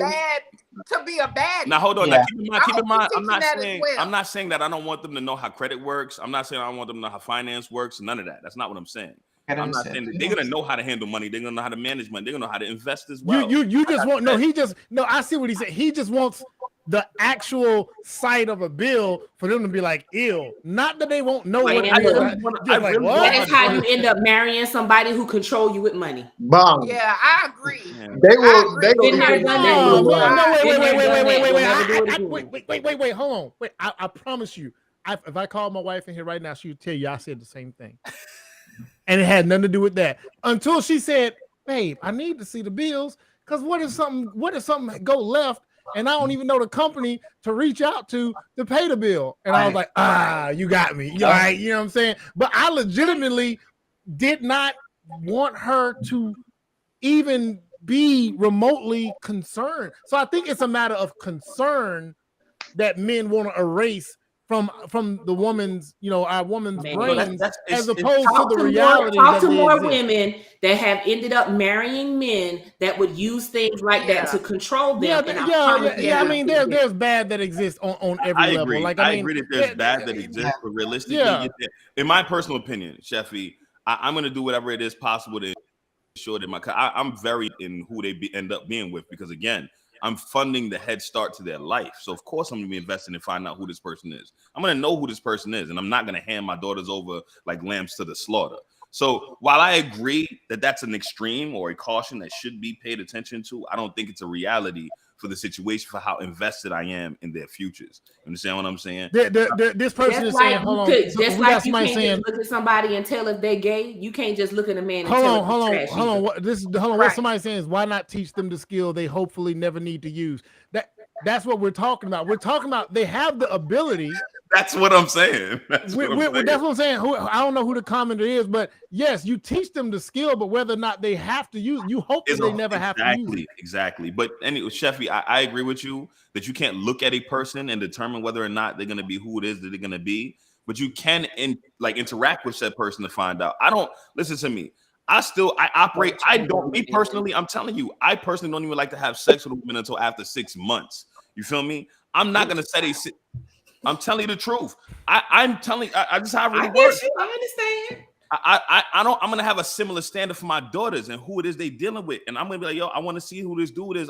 Listen to me. I understand emotions get in the way. I was once young. I understand hormones get in the way. I was once young. I am not saying that I can control every aspect of whatever outcome that could possibly take place. I'm saying I'm going to do my best to ensure that they don't befall those same errors that are easily avoidable, in my personal opinion, from taking place. But those ones aren't, and that's all I'm saying. As a woman, as a 41-year-old woman,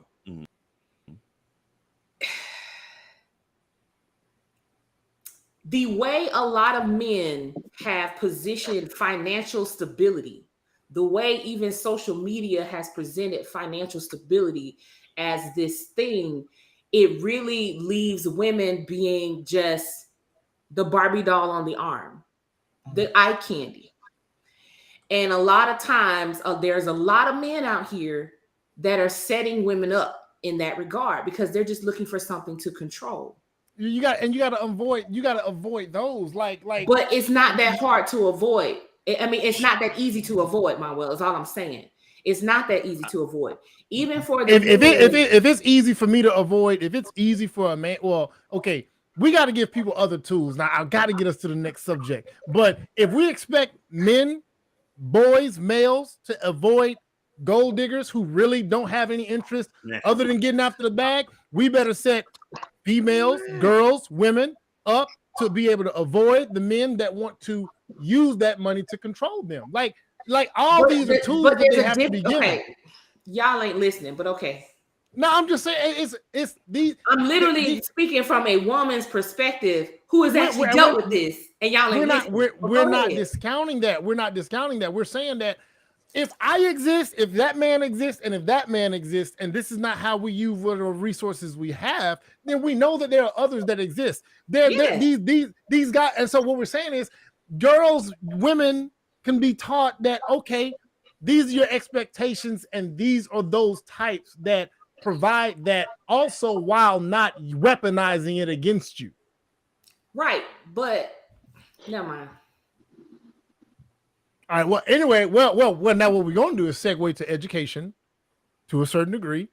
Sheffy brought this one in there, and this I saw these clips, and it kind of makes you worry, and I'm not throwing teachers up under the bus. I promise I'm not. But to a degree, this is a really good example of our education system. And I know us as parents, we have a big part in how this takes place. If you would just get up and teach them instead of handing them a freaking packet, yo. There's kids in here who don't learn like that. They need to learn face to face. You're just getting mad because I'm pointing out the obvious and you're just wasting my time. No, I'm not wasting your time. I'm telling you what you need to do. You want kids to come into your class, you want them to get excited for this, you gotta come in here, you gotta make them excited. You want a kid to change and start doing better, you gotta touch his freaking heart. Can't expect a kid to change if all you do is just tell him. You gotta take this job serious. This is the future of this nation. And when you come in here, like you did last time, and make a statement about, oh, this is my paycheck, indeed it is. But this is my country's future and my education. I respect that. Can you go outside, please? But there's a limit. When I'm not bitching, but simply making an observation. Okay. And now I will leave. Generally, you will see that people who excel at school become mediocre in life because the thinking and the skill set is very different. So I said, if you can be excellent at both, wonderful. But I don't mind if you're mediocre in school, but you have no choice. You must excel in life. Excelling at school with excelling in life, there is no correlation, by the way. In fact, the majority of A grade students end up working for the government. B grade students end up working for corporations. C grade students end up setting up enterprises. Because the C grade students, they're good learners, but they don't like being forced to do things. So they're independent thinkers. So we want to cultivate independent thinking in our children. Otherwise, our children will work for the C grade students to make the C grade students rich. Yes. I thought though, listen, I thought that guy, the young man and what he had to say, these are things that we're finding out now, like so late in the game. We're, teaching styles and the type of learning styles. We're finding out a lot of information so late in the game, and the way that education has been in the United States. I remember there was a report saying that we still have the same education model that we had back in the industrial age. We're just now getting into STEM. We're just now so we're late in that particular perspective. And then the CEO that comes and circles back and talks about how you press children to be good at school, but those children often are not the ones that are the best at life because the skill set is totally different. And that's very accurate. The skill set that it requires to function out here in the world versus to sit in the classroom and get good grades. They're definitely two different skill sets in a lot of ways. Paula, I wanted you to get in here because Paula been just sitting down there quiet while everybody else been circling around. But speak to that. How do we cultivate independent thinking in our children? And I thought that was like I said, the combination of those clips. There was a young man who had some independent thought and made a very valid point, and the CEO talks about that independent thinking, which leads to more success for young people. Well, yeah, this is actually something that's big in my household. So, I have two daughters. One's 10, one's 12. One is like, she excels. She's gifted, A student without me having to say or do anything. She just rolls with it. The other one, we got to work every single day just to, make sure there's some passing grades. And then for me, I'm also an entrepreneur. I went through school, got my master's degree in nursing, all that. But now I'm like looking, because I'm like, to be a successful entrepreneur, I have to break certain mindsets. And I've studied a lot of these successful entrepreneurs and what they've done. And now I'm looking at my kids and I'm just like, well, wait a minute. These grades, they're good to get through school and to give them certain opportunities throughout school to network, because, there's a mindset there of, teachers are going to choose certain kids for certain things, blah, blah, blah.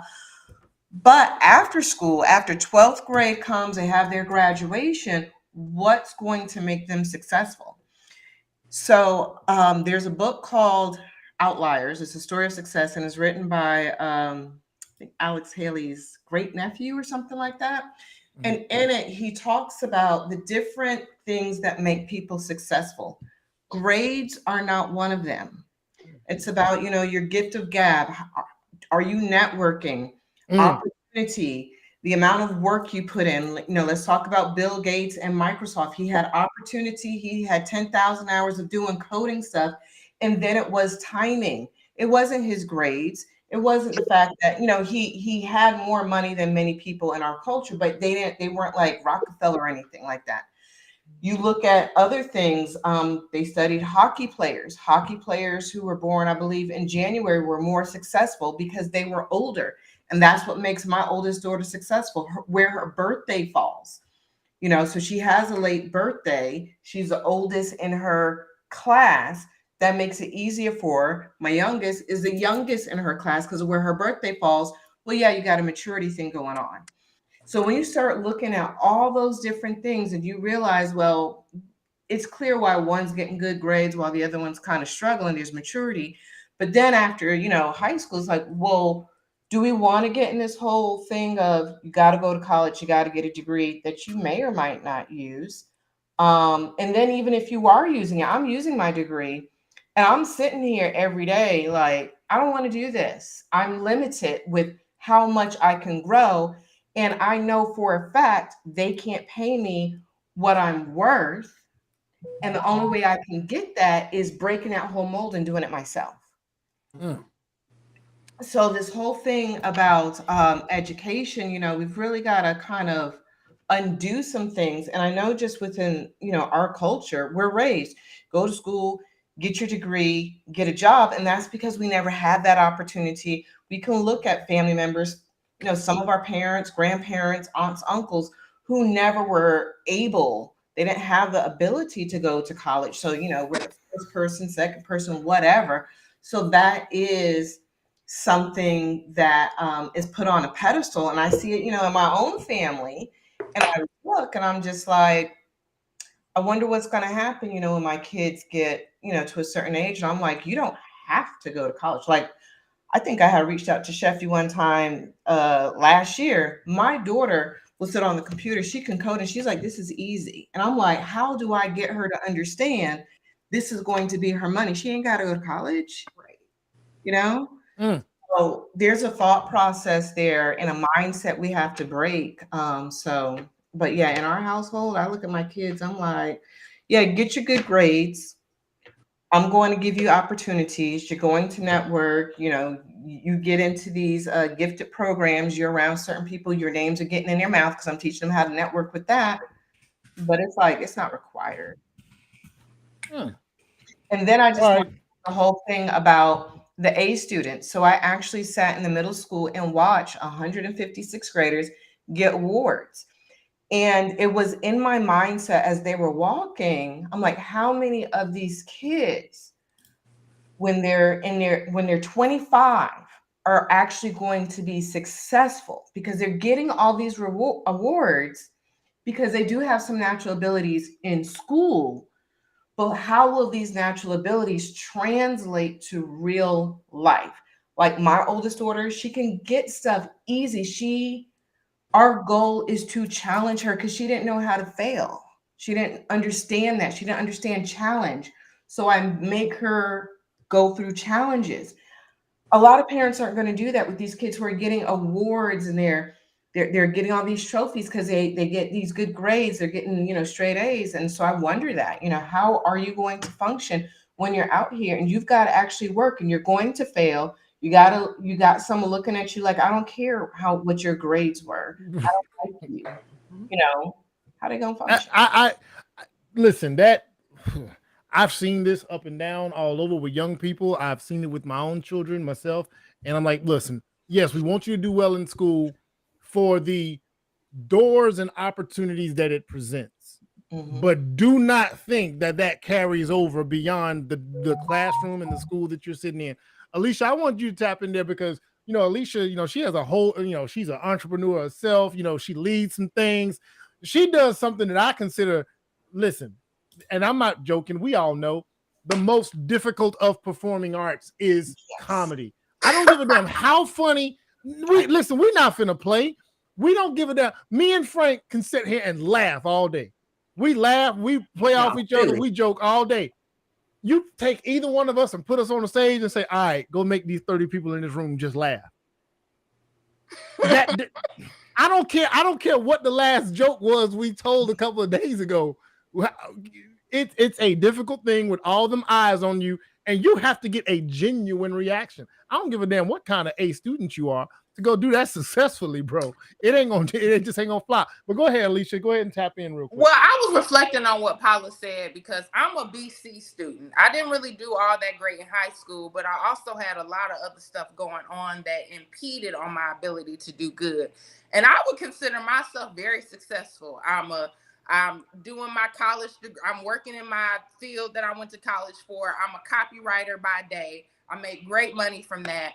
I do advocacy work. I do comedy. I'm living in my purpose. So I agree with the video. I don't think you have to necessarily be this A student scholar in order to be successful. What I do think you have to have, though, is a good work ethic and good character. And I would say my grandparents who raised me did not do the best job at teaching me discipline in every case, but they did do a good job at teaching me work ethic and how to be dependent, not dependent to the point where I'm like, I don't need no man, but dependent in a space where I can sustain myself. Like I'm in Georgia. All my family is in Michigan. I went to college in Alabama.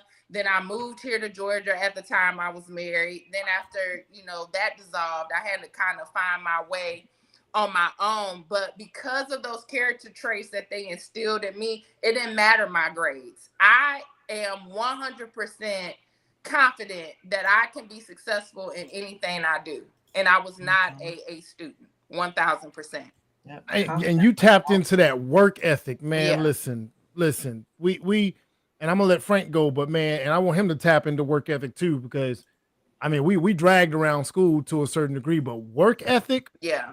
When somebody can outwork you, our favorite athletes, among our favorite athletes, everybody's a LeBron, Kobe, MJ fan, or Randy Moss, like Jerry Rice, the greats of all time, athletes, entrepreneurs, no matter who you name, when these people talk about the work, everybody sees the results, but the work that people put in to have a quality product, to have a quality service, to have a reputation to where they're going to be remembered, man, they don't just, I know Beyonce said, I woke up like this. No, motherfuckers ain't just wake up like that. Motherfuckers get it. They work for it.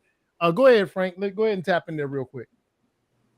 Man, we all know straight A students are the ones that grow up to snort powder.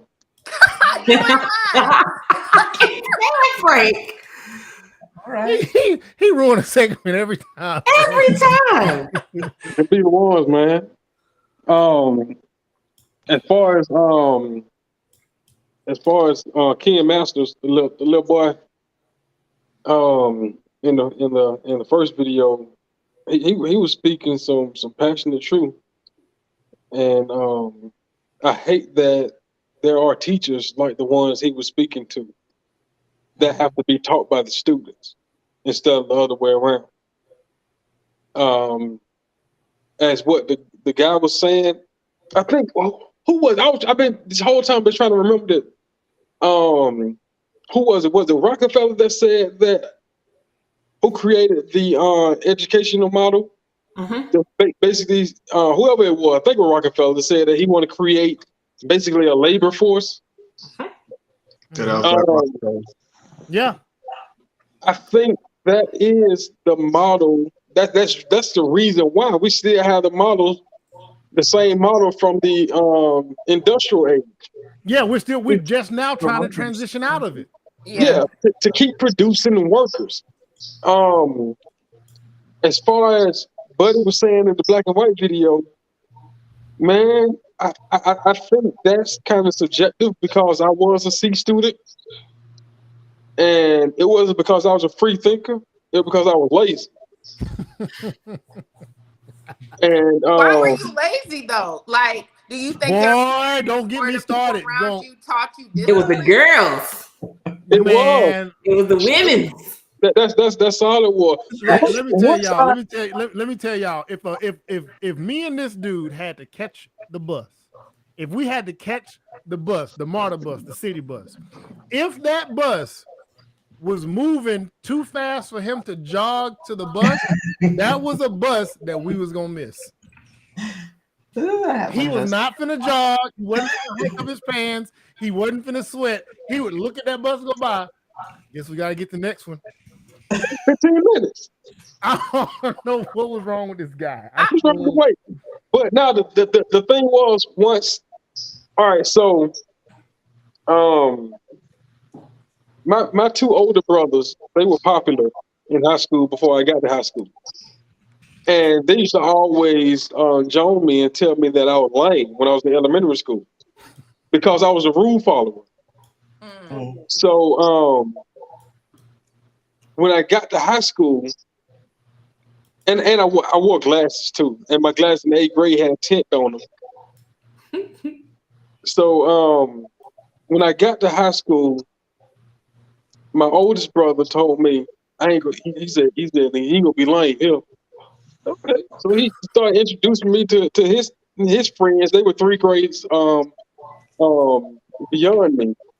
So the thing that happened is I realized that I was a cute little nigga.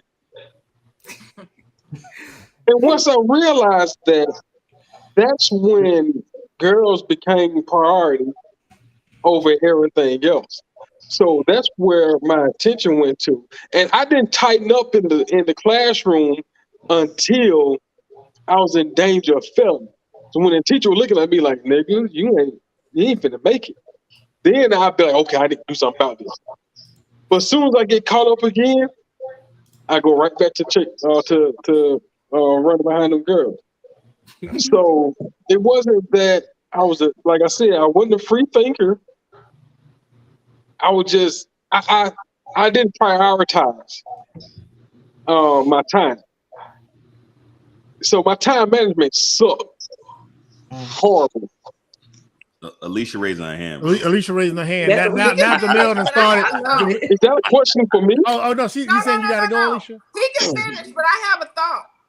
Oh, go ahead. Tap in real quick. Keep going. No, keep going. Okay. No, that's basically what I'm saying. I mean,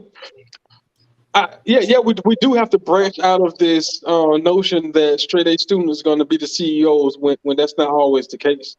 Me and my wife, we don't push college on our children. If that's something that we want to do, we'll support it, we'll encourage it, we'll make sure it happens. But we try to introduce them to alternatives too, because going to college, because what we were taught growing up, you go to college, you graduate, you get a good job, and your life gonna be set.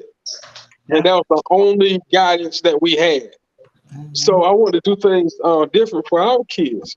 So I promote trade schools right out of high school before college. But whatever they decide to do, it got to be productive. It doesn't have to be traditional. It just got to be productive. It got to produce something. You know what I'm saying? So you're not going to sit up in my house and not produce after you graduate high school. You got to come up with something. I feel like one of the biggest issues with traditional education is that they don't realize that there are other forms of intelligence. And so we focus so much on being book smarts and math and sciences. I'm very intuitive. I'm very creative. At the time, my grandparents didn't know anything about putting me in an art school. And at the high school I was at, they didn't focus on that. If you weren't book smart, you weren't a scholar. But there's at least 7 different types of intelligence that people possess, but we typically highlight and put on a pedestal that math, science, that book smart stuff. So I think that that's the problem with our education system, that we don't focus on other types of intelligence. Like, I wish that I would have known that I was creative and a writer and a cultivator at 7 years old, because I can only imagine where I would be right now had I figured that out, and not in my early 20s when I was in my junior year of college.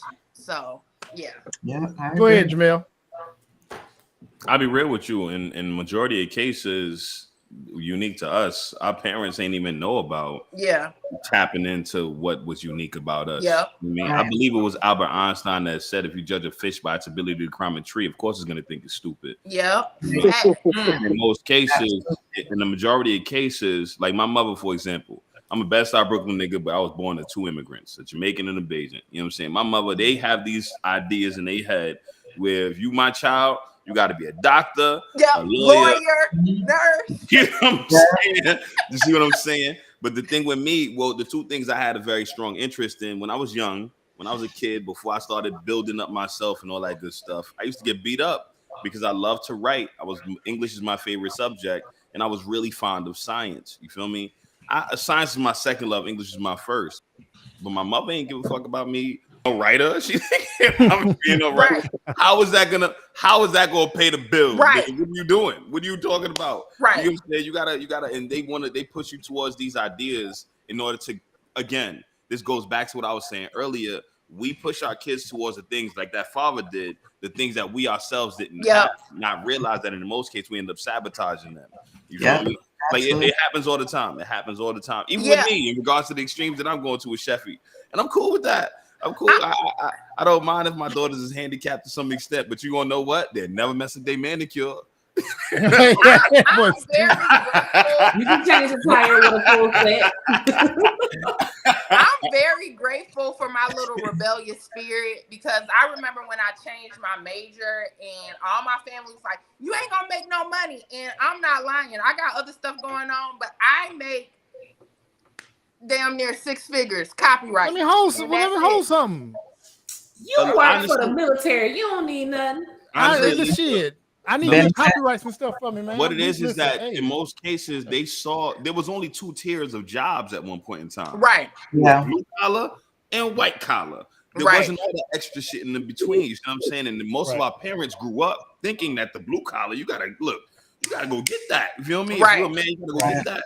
You feel me? They were just trying to get us a check and make sure that we would come out of poverty. Majority of them, I'm not speaking for everybody. Majority of us were in really messed up financial situations. So they wanted us to like avoid that by any means necessary, even if it means you wasn't naturally gifted at it. You got your ass whooped half the time to study if you wasn't gifted at it. You know what I'm saying? So to me, I wanted to, I'm only saying that because I want to give some grace to parents much like mine, because they genuinely didn't know any better. They didn't. Yeah. You know what I'm saying? Let me give y'all a story of some old school people where. So my uncle Charles, I believe you got an Uncle Charles? That's hilarious. Oh yeah, I got an Uncle Charles. I got an Uncle Charles and a brother named Charles. No, I'm sorry, it's from the Bone Thugs and Harmony video. That's why I said that. It's my Uncle Charles. But so my grandfather, amongst other things, he was a barber. So what did he do? He took his oldest son and made sure he went to school to become a master in cosmetology and being a barber.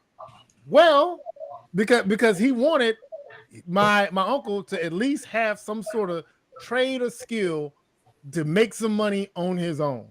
Well, what my uncle decided to do as a senior, because he's a senior in high school, I don't know if I got this 100% right.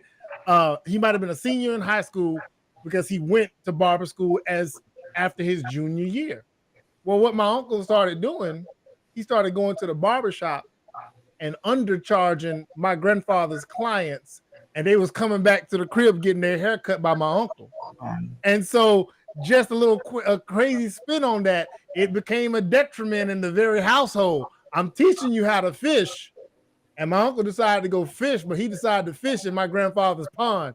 And my grandfather was like, okay, well, look, young blood, you don't have to get up out of here if you're gonna go steal my customers, because this is how I provide over here. You know what I'm saying?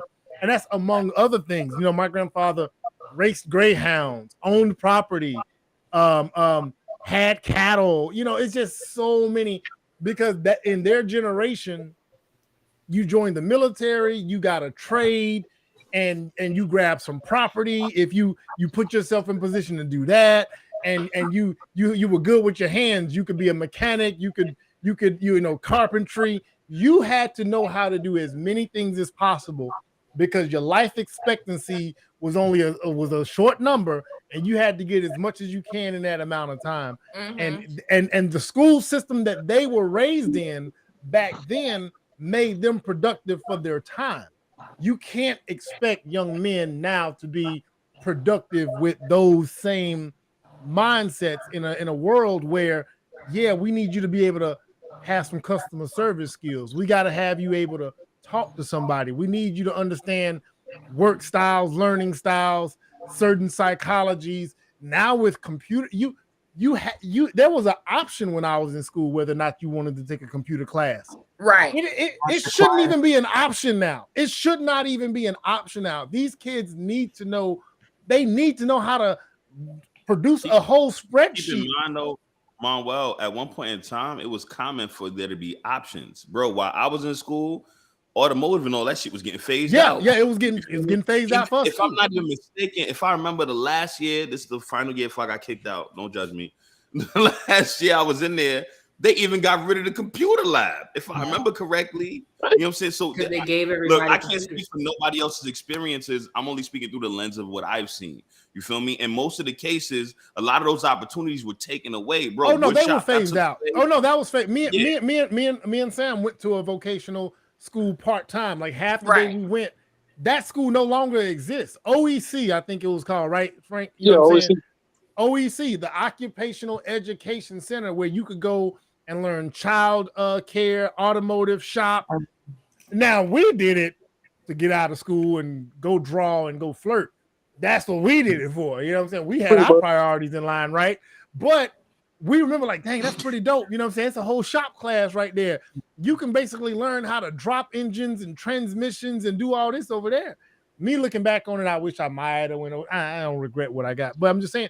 But like you said, that stuff is phased out now. I don't even know if that place exists. They took it, bro. They took it away. And in our school system, we have, I guess they're called, I think they're called charter schools, but they're part of the school system. So I'm in Cobb County school system. So for the high schools, there's like at least maybe 5, maybe 6 different ones where you can choose. And one of them is trade. But this is like something new, like in the last 5 years, where you can go and get the trade, or another one go into healthcare. So now they're recognizing, that, not everyone's going to be a straight shot to college or a straight shot, just to try to go in life and work, that you need that trade skill. So they're starting to cultivate that. But when you look at school systems throughout the country, you don't see that model. So it is like new to recognize that this industrial way of teaching just is not creating success for our kids. But then at the same time, like you all were saying, our parents, grandparents, they had a limited experience when it came to what makes someone successful, what needs to be done. Even for me, I'm in healthcare and I'm in technology and I'm an entrepreneur. So I have all that in my head, but I put it in my kids, like when it comes to work. Like today, my daughter's trying to do a PowerPoint and she's going on Google, and I'm like, why are you using Google? We have AI. Let me show you how to use AI so you can start really doing what you need to do. And you still have a lot of people who are like, oh, AI, don't want to touch it, even though it's been in use for some years. But now it's up to us. We're in the age of information. We have access to these resources to start putting this into our kids to say, well, you know what, if you want to do, trade school, you can do that. But if you want to do this, you can do that. But there's all these resources you can use, and you have to stay on top of things such as technology because it changes every week. I agree wholeheartedly. Like I said, if I knew options like what it is that I do for a living now, I'm a system administrator, among other things. If I knew that was an option when I would have went for it. My mother used to literally take my hands and beat me on the knuckles with a brush because I was always taking shit apart. Had I known that it was just something that I naturally wanted to do, would like get involved with computers and messing, like tinker like that, I would have been doing it. But I didn't have that guy. And you know what? As parents, we got to cultivate that when we see it. Like you said, your mom, used to beat you on the knuckles. Let me flip this. I'm talking about the microwave apart, the clocks, everything. Look. So check this. I gave my daughter Morgan. I gave her my old Xbox, like the 360, right? Anybody who had the Xbox 360, y'all know it used to get the red ring of death. That basically meant the Xbox was crap. So one day I get this call, or I get a call or a text from my ex, and she's going off. Your daughter done threw this, done tore this damn Xbox up. I knew you shouldn't have gave it to her. And I said, hold on, wait a minute. I said, where is it at? It's sitting on my table. It's all tore up. I said, okay.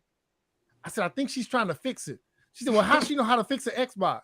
I said, well, she got a phone and she know how to use YouTube. I'm pretty sure. Right. I said, I'm just because I know my daughter. I'm thinking about what my daughter's doing with it. You know, I know she's not destructive.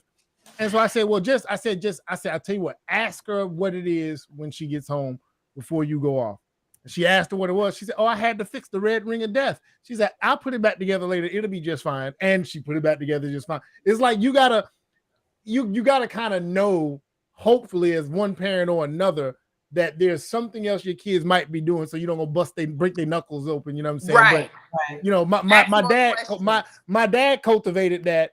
You know what I'm saying? And my ex-wife is from the islands, and she comes from Islanders. You know what I'm saying? So it's funny, these cultural things that when they play, they ain't asking no questions about what you think you're doing. They just see a tore up electronic device on their table. They finna go off. That's what it is. Yeah, they like, yo, you wasted mine. That was $400. What you talking about?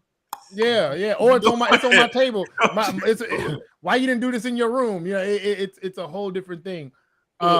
It's funny you bring that up because, like, when people ask me all the time, they're like, because I'm a software engineer, I'm a clinical sociologist, and I'm an entrepreneur. I'm also a college professor. And people, yeah, I do a lot. And people will ask me, they're like, well, how did you get started coding? And I'm like, well, when I was 12 years old, I wanted internet, and my mom said we couldn't afford it. So I learned how to hack AOL through MS-DOS so that we could get internet access without paying for it. Yeah. And I remember the day I did it, because I'm sitting there like, I had the book of MS-DOS commands. And I'm going through this book at 12 years old trying to figure out what to do. And I was pretty much white hat hacking back then, but nobody thought to cultivate that in me. Right. That was a white hat. Even though I've been coding since I was actually younger than that, because I created my first MS-DOS program when I was 6.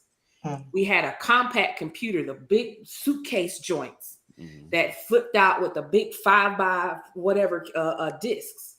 And I would, we had Oregon Trail on there, and I would make little mods to Oregon Trail at 6. But nobody knew how to talk to me about any of that. So I ended up going to college. I knew I wanted to be an engineer. I went for electrical and bombed out because I wasn't supposed to be in electrical, but I was still coding this whole time. I didn't call myself a software engineer until I was 36. Even though I had been doing this since I was 6 years old, because nobody said, right, this is what you're doing. Yeah. They're like, oh, that's just a hobby. Girls don't do that. Yeah. Girls go into sales and customer service. They become teachers. They become nurses. Yeah. Girls don't do that. You know what? You know who would have been perfect for you? Robert Hill, because his ass was trying to get me to sit down with C++ books and all this computer programming shit. And I used to get annoyed. I'm like, dude, what am I finna do with this? I don't understand. Cobol, sir, Fortran, take me back. Because he was a programmer from the late 80s, early 90s when computers had just jumped on. He loved he was a math head. So man, look, he would have switched us out in a heartbeat. He had a whole trying to get me to be interested in C++. I ain't give a damn about no programming. Look, I would tell my mom to get me the manuals of stuff. And she'd be like, what are you doing? I'm like, I don't know. It's just interesting. And when, I describe software engineering to people now, and I'm like, they're like, oh, well, that's real technical. I'm like, no, it's art. Yeah. Software is art with words and numbers and code. That's literally all it is. Because when I create a website, when I create a program, all I'm doing is visualizing code. Yeah. So when you don't have that forethought for your children, you don't think anything about that, and you don't inspire it, especially when it's STEM and it's a girl. Yep. That's the hard part. So when I saw my son, he would always take apart cardboard boxes and make cars and make these race tracks and stuff. I'm like, that boy's a mechanical engineer. So what I did, I got him the Kiwi boxes. There's these little boxes. Yeah. I would give him the engineering ones. That boy would sit there with circuits and everything and be done in like 30 minutes. You got another one? Yeah. That's my daughter. It's beautiful. Came his high school. He went to Engineering Academy, 9th grade. He joined the robotics team his sophomore year. And his senior year, he worked for the Army Corps of Engineers as a mechanical engineer, where he is to this day. Nice. So it's that cultivation past education that parents have to look for, because the teachers ain't gonna do it. I had to go to the school board and say, y'all got students in engineering courses, but y'all don't teach calculus. Like, what's happening here? Right. Oh, they can take college algebra at the community college. Ma'am, engineers don't take no college algebra. Wait. See, this is what, and this is another, this is our system.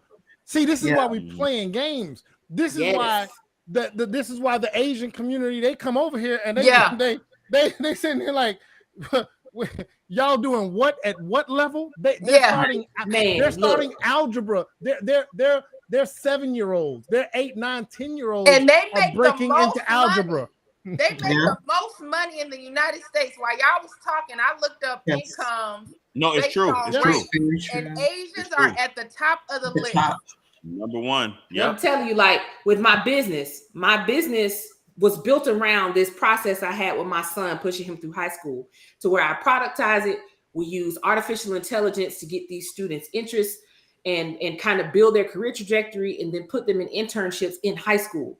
Because I know, at being a college professor and seeing how enrollment numbers are significantly down, the next generation of students aren't going to college at the same rate. And I'm glad for them, because they're not going to have the debt that I have. And of the students that apply for our internships, 90% Asian. 90%. Yep. 500 students sitting in my queue right now, and 90% of them are Asian. And I'm not even talking about East Asian. They're South Asian.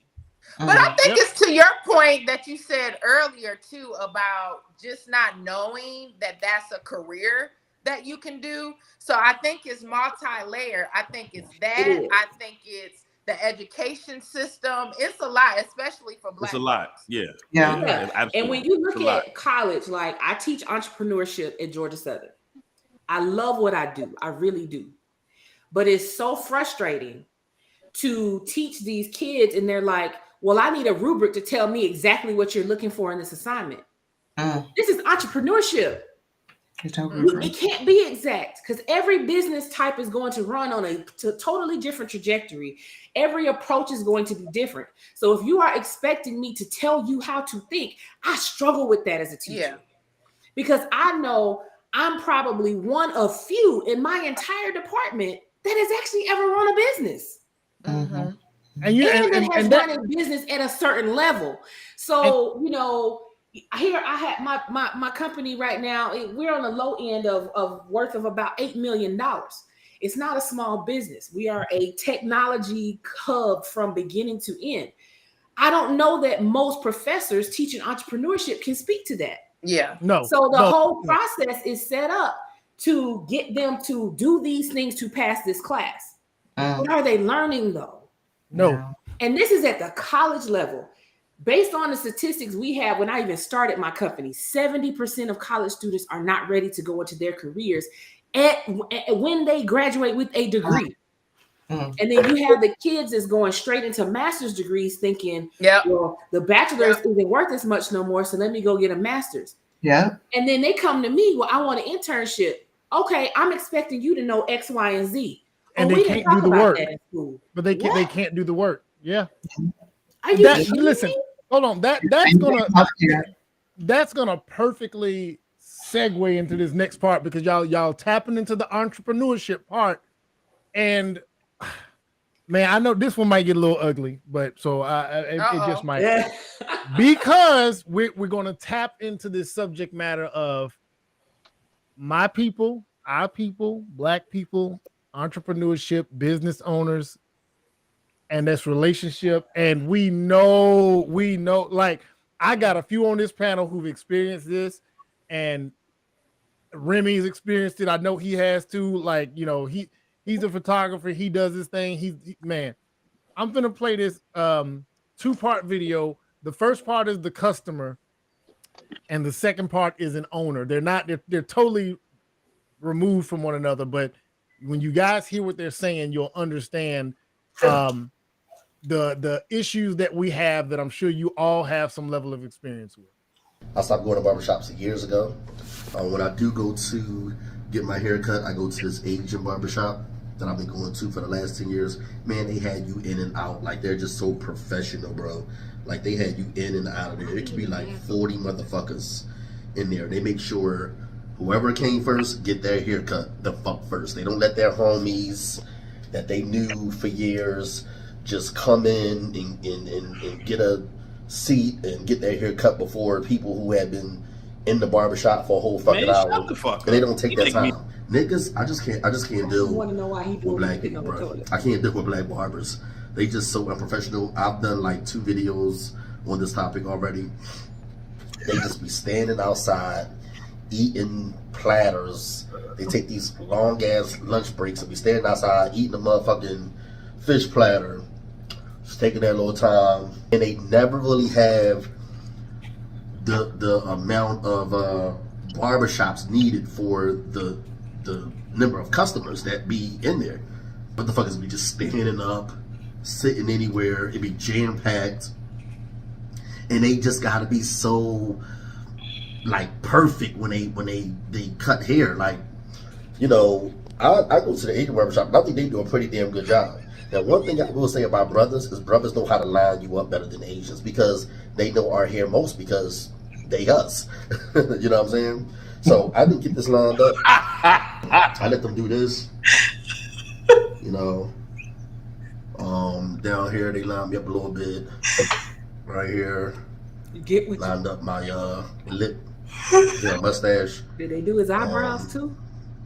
And they got the back. You can see the back a little bit, which I'm like a little insecure to show the back because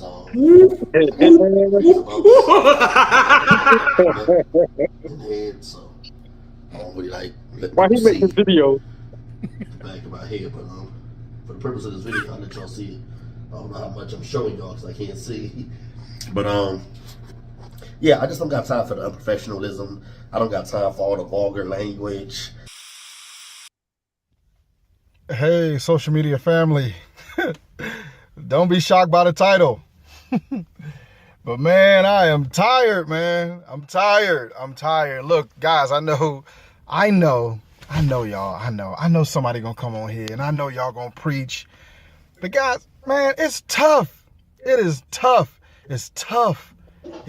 Oh my God, it's so tough. It's tough being a black-owned business owner, dealing with us, man, just black folks.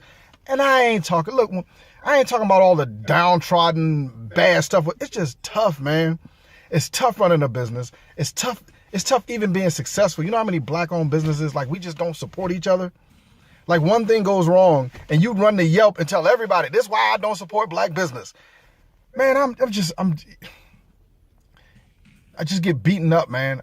I just get beaten up, and we just get so, like, if something goes wrong with a caterer, right? If you have a black caterer or a black photographer or a black, you know, I'm using myself an example through hospitality. If something goes wrong with a black caterer, you know what we say?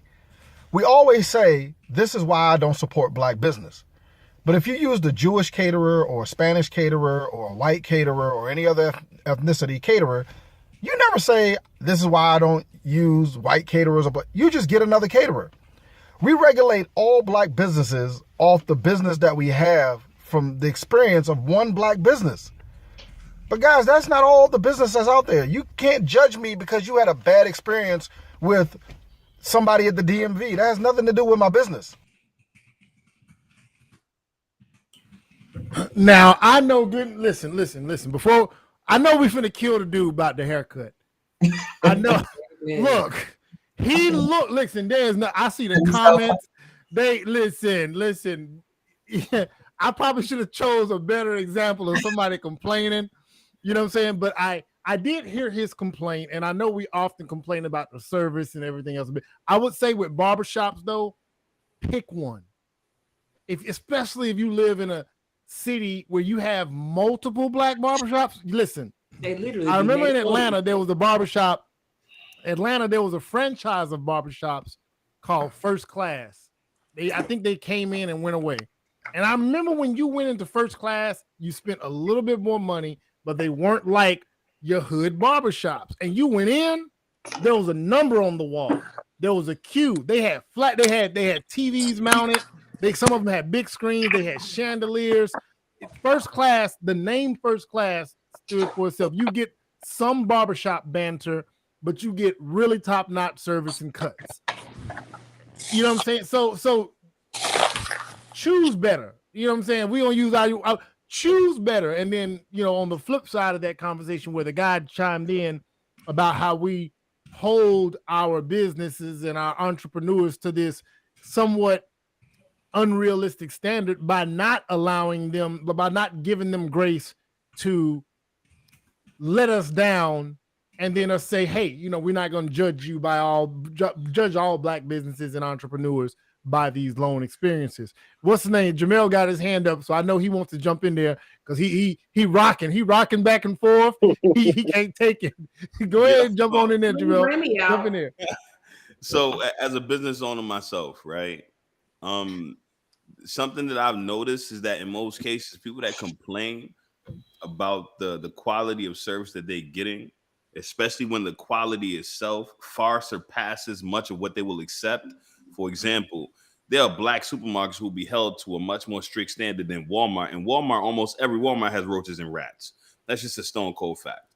You understand what I'm saying? Majority of the time they're complaining, they're looking to get said service or product for a discounted rate.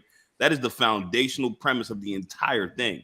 It's not truly that they trying to beat up on the business. They only saying those things because they want you to make it right, like Amazon, and get them the shit for free or get them some kind of discount because they're looking at what you're doing as low value anyway. How dare you? I'm telling you what I see. I as a business owner, it's wild to me. I had a guy literally tell me outright, "There's no way you could." Because today, just literally day before yesterday, I got a call. The investor backed out of the bid. He didn't want to do the event. Took $18,000 off the table. You see what I'm saying? Dude looked me in my goddamn face and told me straight up, well, that's not much anyway. What were you gonna do with the $18,000 regardless? I'm like, nigga, who the fuck do you think you're talking to? Would you say something like that to Hennessy? Would you say something like that to Grey Goose? Would you say something like that to Ace of Spades? No, you would not. So why are you saying something like that to me? You understand what I'm saying? It comes from this idea that whatever it is that the black business owner is doing is not up to par with what it is they have. It's this weird view in their mind as to what business is. It's wild to me. Dude really just sat there and blasted everything that makes a black barbershop while also saying that the service itself was amazing. How the fuck do you do that? Explain that to me. Explain that to me. He sat right there and said, oh, well, they talking, they eating food. Nigga, that's the black barbershop culture. If you don't want talking, nigga, go on with your Supercuts haircut and shut the fuck up. Because you obviously have a problem with the culture itself, not the service. He outright said, yo, brothers know how to line us up because, they us. And they take their time being perfect. Yeah, like, bro, if you obviously don't have a problem with the service, then there's something else going on with you, fam. Because it's not the service itself. It's not the product itself. It ain't that business owner. You're a self-hater. Fuck out of here, cocksucker. That shit make me mad. I'm sorry. Make me mad, bro. he had a frank one. Christian dude be cussing a lot. No, boy. When they, because they be holding it in. They be reserving it. They reserve it for these moments. And then when you go left. Make me mad, go ahead, bro. Remy, jump out there. You have no idea how often I get, damn, $100 a bottle, nigga. If you get it retail, it's $250. You're paying $250 a bottle for my shit. What are you saying? And guess who's not complaining? Then why my shit off the shelf left and right without even saying anything at all? Take your broke ass down to fucking Shop Smart and go buy you a fifth of gin or some shit. Fuck's you talking about? Yo, I do have a question though. I have a question about that point that you just made. Since we don't make as much money when we talked about income or whatever, do you think that impacts a person's want to pay that price. Like you compared them to white people. Let me please let me answer our question. Please, God, I'm begging y'all. Please let me have this. Go ahead. Alicia, I think that's a phenomenal question. I think it's a phenomenal question. And here's the problem, right? Here's the biggest problem.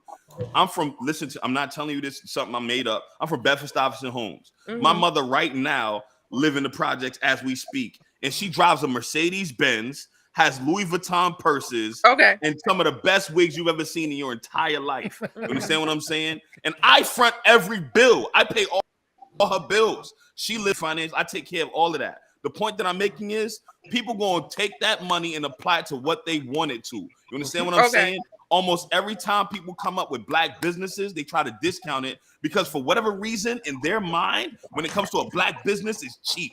It's discounted. It's lower. Man, I don't know why they think this way. I swear to God, I don't know. I shit you not.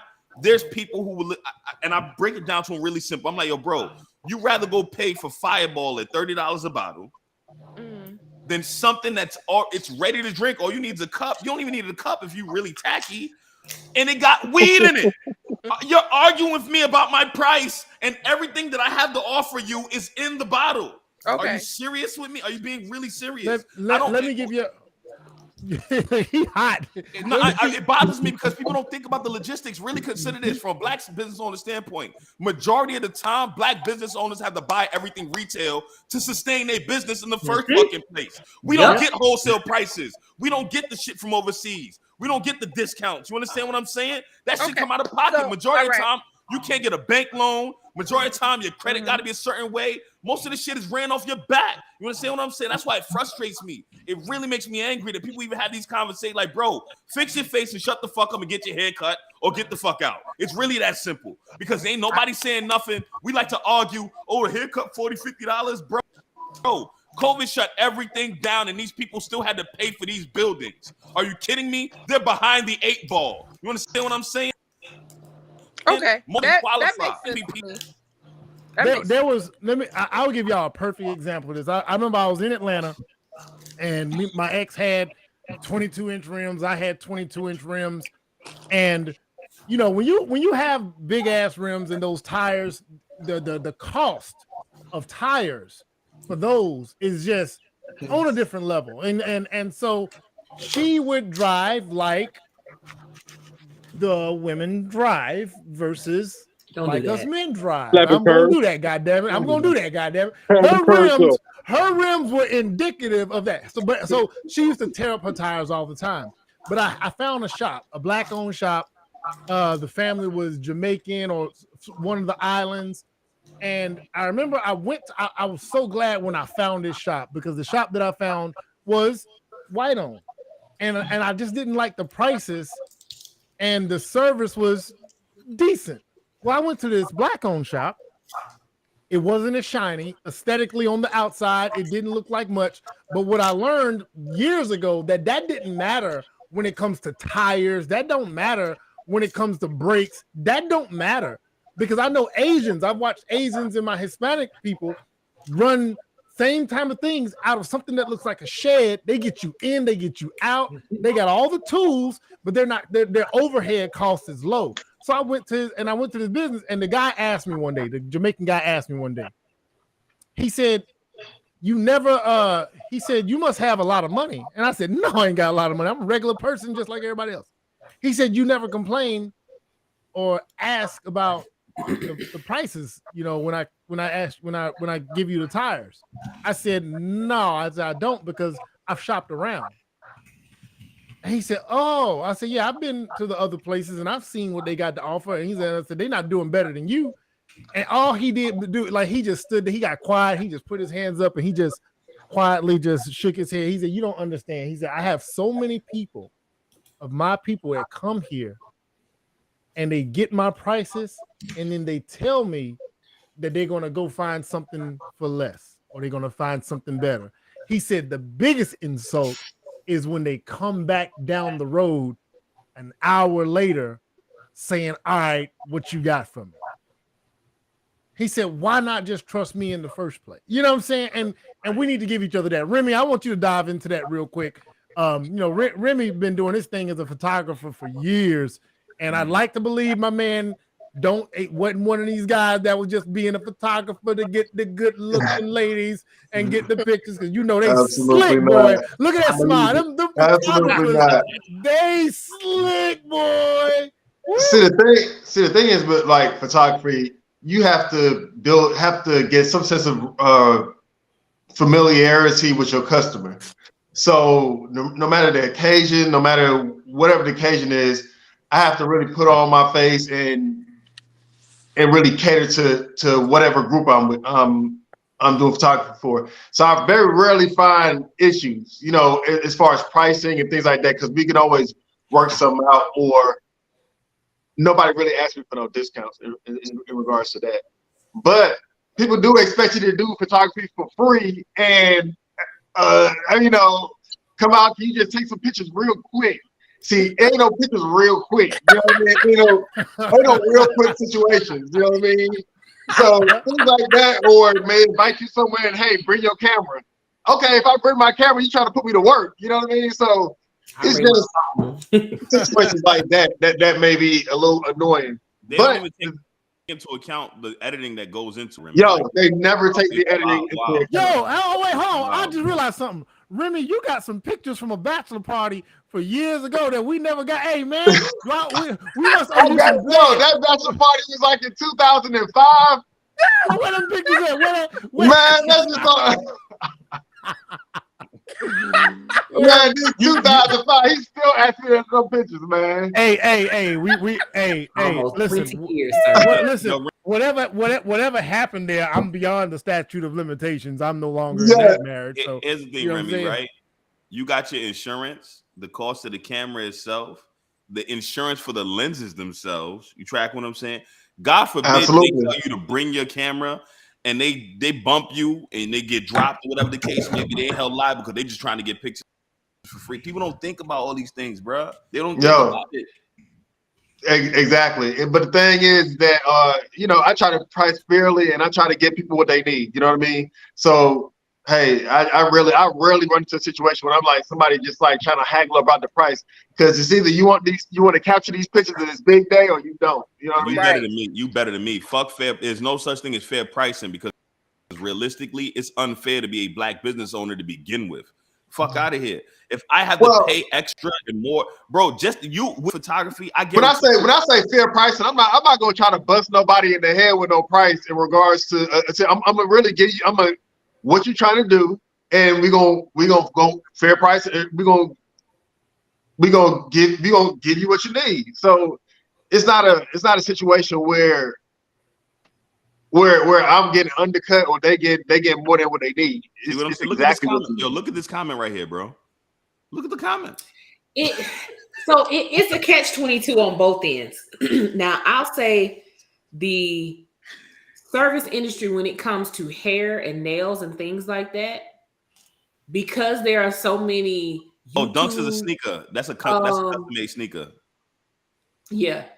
Since there's so many like YouTube folks out here, and then you got the style seat and all of that, it's a drastic amount of unprofessional black business owners that's doing hair and esthetician services at this point in time. Right. Most of these people are not licensed. Right. But they want to charge you $500 to come in, but you got to come shampooed and braided down. And then then you got to come to their house. You got to watch their kids real quick because their baby daddy just came to the door. And then the DoorDash just brought food. So hold on, let me sit down and eat real quick. So I understand where a lot of these people are coming from, because this is why I don't go to no shops anymore, because a lot of these shops, you just don't know who's licensed. You got to look these people up. Most of the people are not licensed. They just learn some stuff on YouTube. And baby girl, if you ain't got no edges, I ain't trusting you with mine, because you no. I had a girl braid my hair in Savannah, and she was getting frustrated. And I was like, "What's wrong?" She said, "Well, you just have so many edges." Ma'am, I'm supposed to. Like, what are you talking about? Like, what are you talking about? I'm 41 years old. I have edges. But it's literally that type of service being offered out here, especially when it comes to women's hair. Or you'll go down to Tampa, where I was before I got divorced. I have natural hair. Okay, well, to do your natural hair is $300. $300 for what, ma'am? That's a shampoo, wash, and a 2-strand twist. I mean, are you washing my hair with gold? I'm confused. Right. And then you got to put out a $100 deposit. You got to be on time, but they don't have to be on time. Right. They can show up 30 minutes late. You don't have to get in the chair. You know, my appointment at 3, but my appointment don't actually start till 5 o'clock, and I'm supposed to just wait there because you double booked. So there's a whole lot of that happening in a lot of these service businesses. So I don't even go. My nail shop is a bunch of Asian dudes, because every time I tried to go to the black girl, it was all of this rigmarole. And they do good work. That's great. I love it. But at the same time, I need y'all to be professional. And, you know, you look on their Facebook, I'm Dime John Service LLC. Child, please take the LLC off your page. I need my community to stop, to know that there's a difference between your business setup and your marketing. I need my people to learn that. So I get where people are coming from. So it is a frustration, because you do see some of these things very prominent from our types of businesses. Now, on the flip side of that, being a business owner, I will fire a customer in a heartbeat. Because what you ain't going to do is work my nerves. I will give you your money back. Well, the customer's always right. No, ma'am, you're not. Because if you knew what you were doing, you wouldn't have called me to do your stuff in the first place. If you were a software engineer and could do this, then you should go do it. If you feel like the project you're asking for, it's $50,000 for that, ma'am, you want me to rebuild Twitter? Are you kidding me right now? I've literally had people like, yeah, I want something just like Twitter, and we're going to make it for Black people. My budget is $1,000. Get out my yeah. Uh-oh. You know what, man, y'all are definitely, and man, I've watched my wife, you know, she had her own nail shop at one point, and when we married, relocated, she had to get rid of it. And she wanted a service that was very exclusive. So she only had 2 seats. You got your nails done. She did her best to stay away from hair, but she's licensed in all these in 3 states. And I'm not bragging. I'm not, but if like the things that she, like the non-toxic products that she uses, I remember when she was doing it out of the living room, she would actually go to clients. That was her thing. She would go to clients. But the few times that she had clients over, I remember one time she had a client over and she made it very clear. She was like, all right, now I'm finna have a client over. I need, you and Elijah to chill. Man, me and Elijah came in that living room and decided we wanted to play, and the look of death that we received, because she was providing something, she wants an intimate, personal. The women come here, we chat, we friends. I get this work done. It's almost like I would say she's like a little therapist. But it's a one-on-one setting. She was never late on a client getting there. Soon as they show up, she's going to work. Soon as she show up, they're going to work. And on the flip side, if she did something wrong or if they had a complaint, she would offer the next service for, it was the service and everything else in the standard that she had with it. But like Sheffy said, being licensed and legally able to practice this stuff because you went and actually did the work. Because with some of these services, there's a whole medical side to this stuff that you need to learn. Yes, you can't just go. You can't just go. Like I'm like, even her, I won't even take her to get her nails done anyway. She's been doing them for years. But if I decide I want to take her just to go get something done because I'm feeling like being a great husband and treating my wife to a manner and a petty, I'm almost setting myself up for failure, because she's gonna be in there and she's gonna be looking at what they're doing and she's gonna be like, no. She took me to get my feet done and I pulled my hooves out of the water and she was like, hey, come here. Y'all didn't get his. Get that. Yeah, get all that right there. Getting them corners, getting them. There we go. Now we good. Like, because she does the work, and she's actually been offered work at other people's salons because they've looked at her work on her hands they've looked, and I think some of them were like, okay, we don't need her to go start up no shop nowhere, so we need to just go ahead and get this sister in here. Like it's no joke. They would look at her hands and was like, they would ask her first, where did she get them done? And then they would be like, oh, you do this? I ain't trying to make fun of their voices, but they say, you do this? Yes, you You are. need come work for us? Like dead serious? Hey, no, I'm not playing. She's raw with it. But I want Frank to get in here, man, because he's also an entrepreneur. He be trying to keep it on the low because he don't want people asking him for his services. I know what he is. He listen, he a busy man. So for somebody to reach out to that man and say they need something done, he try to keep that low key. But I'm putting him out there now. The art god like to draw and do it for everybody. So everybody in the comments, everybody on that's watching this live, y'all hit him up. Go in his inbox. He can draw anything. And he do it for the low. He do it for the low. Now go ahead, Frank. I hate his prices. I hate his prices so much. It's not even funny. I hate his prices passionately. Charging. Jamel think I charge too little. Yeah, and I'm a customer. I commission him. Jamel, I told him that years ago. I'm like, bro, what you Brianna, my wife has told him the same thing. What is he charging?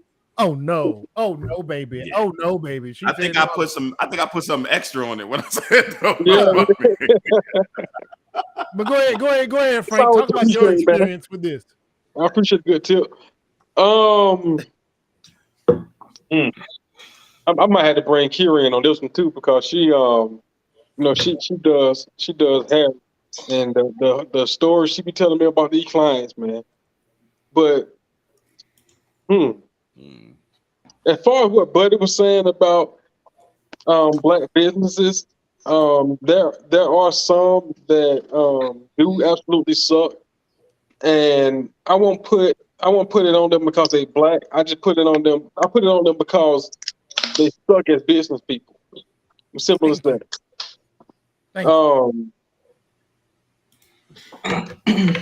You can keep going to them agents and get their that World War II helmet cut on his head, because that thing was high in the back, boy.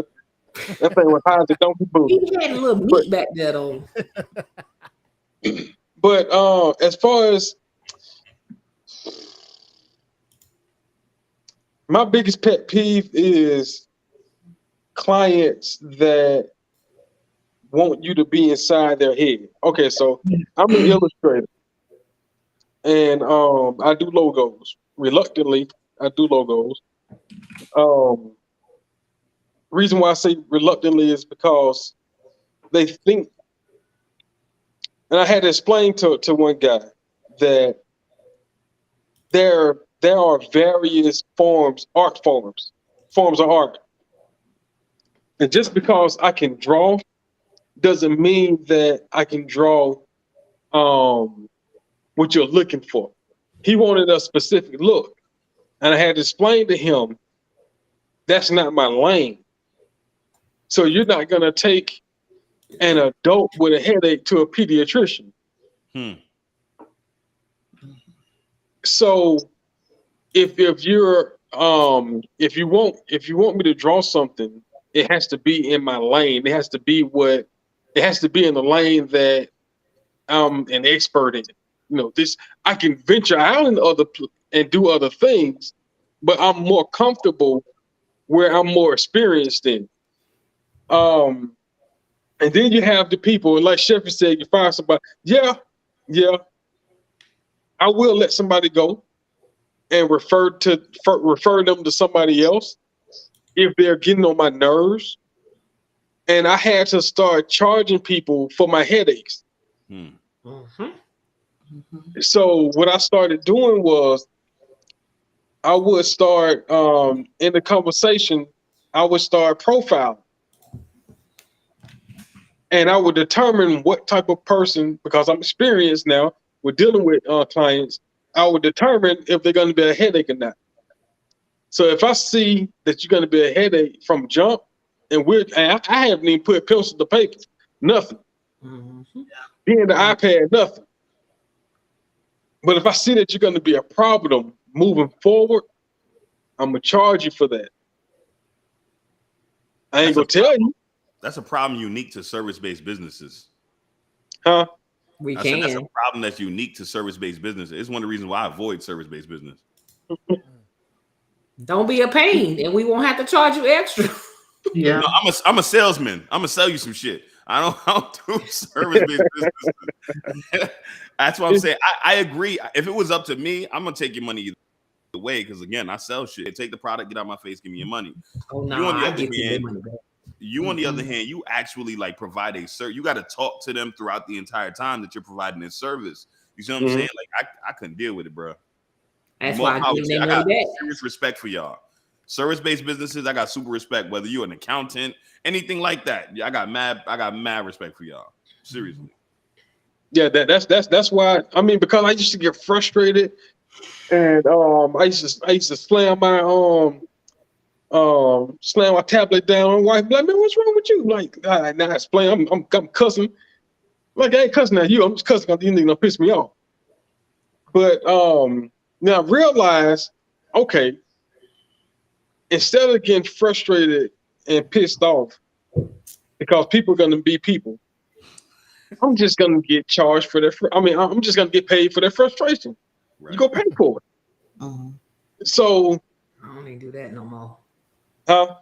I used to do that, and then it still ended up being more headache than it was worth. So I just started like ending people's contracts, like straight up. You got 60 days to get off my platform. Oh, damn. Oh, please believe. One of my biggest, pretty much over time, I've had at least 3 of my largest customers. They thought just because they paid me a lot of money, they can treat me like an employee. No, I'm still a consultant. And in one of the agreements, it was a 3-day cancellation for the contract. And I kept telling her, we need to update this contract. I need to see what you're doing. And I created the whole department for your customer service. I created that, all of it from scratch. And you're going to sit here and tell me you need to know what I'm doing for 40 hours a week when I shouldn't even be working for you 40 hours a week. I'm a consultant. So I took the 3-day out and told her, you got 3 days. Well, we need more time. The contract says 3 days. Well, that was for us. Oh, ma'am, that's for me too. I couldn't grow my business because those people who thought they were paying me a lot of money could talk to me and treat me any kind of way would absorb so much of my time and effort. I couldn't even grow. Every time I have cut a customer off like that, I ended up making 3 times what they were paying me within the next 6 months. So I don't even charge extra anymore for that. Now it's one of those things where when I first started designing websites, this is back in the day, I was doing Black Planet pages, MySpace pages, all the HTML dripping down pages and stuff. I would charge people $25. And people really paid me. MySpace days, baby, with the music playing in the back. Yes. People would not pay my little $25 to $50 invoice. Are you serious? I'm positive. I'm serious. And these were people who were, oh yeah, you do great work. I've seen your stuff. Can you do this? And people wouldn't pay. When I started charging $50,000, I ain't had a problem getting an invoice paid since. Yeah. That's been my experience too. Go ahead, jump in there, Paula. Yeah, I do. I'm a mindset coach. So when I work with people, like we are spending a lot of intimate time and they're pulling from my energy, my mind, all that. So for me, I haven't had the situation yet, but I'm with Sheffy. Like if you're going to be pestering me and pulling a lot from me and all this stuff, we're not going to work together. So I've dealt with that, as a nurse. I don't have any control over who comes up in that hospital who I have to take care of. And for me, I'm just like, I don't want to do that anymore. But then I have noticed like my free stuff, my low ticketed stuff, those people, they're going to either complain about the price, they're not going to do the work, or they're going to ask you 1,000 questions, want you to change up stuff. I remember I had someone who wanted to do my program. She couldn't afford the bigger program. And I really wanted, to help her out, try to offer her one of my digital courses and discounted it.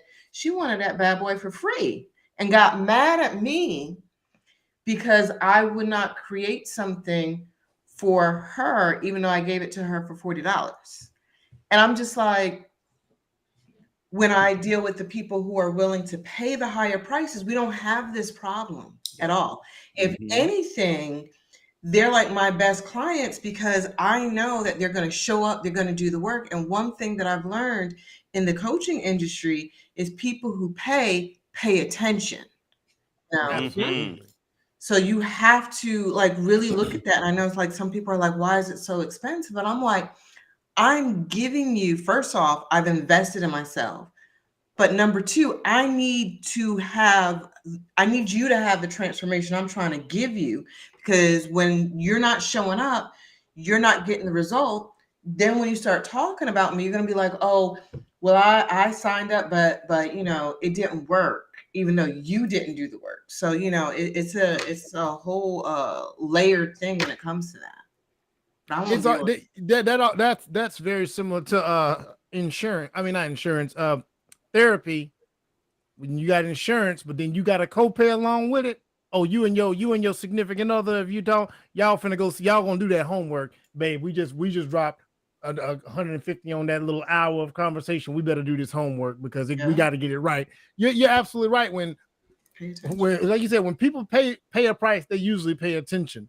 That's usually what you see. I mean, I'm not in that lane. I'm not in y'all's lane remotely, not even close. But boy, oh boy, I'm much more likely to be. I need as much hands off as possible because, man, like dealing with people and their complaints and their issues and them not being grateful for what it actually takes and then wanting a discount on top of that. I've never done that ever. The price is the price. The price is the price. Whatever you offering. Listen, I remember there was a guy I needed a service from him, and I came back months later. Yesterday's prices wasn't yesterday's price, and I didn't bat an eye. Right. You know what I'm saying? I was like, damn, he went up. But then I didn't say nothing. I'm like, I bet we're gonna go ahead and book you. And then but yesterday's price was yesterday's price. That ain't today's price. That's a black man running a business, and I'm going to go ahead and make sure he's good. You know what I'm saying? He's got mouths to feed. He's got people to take care of.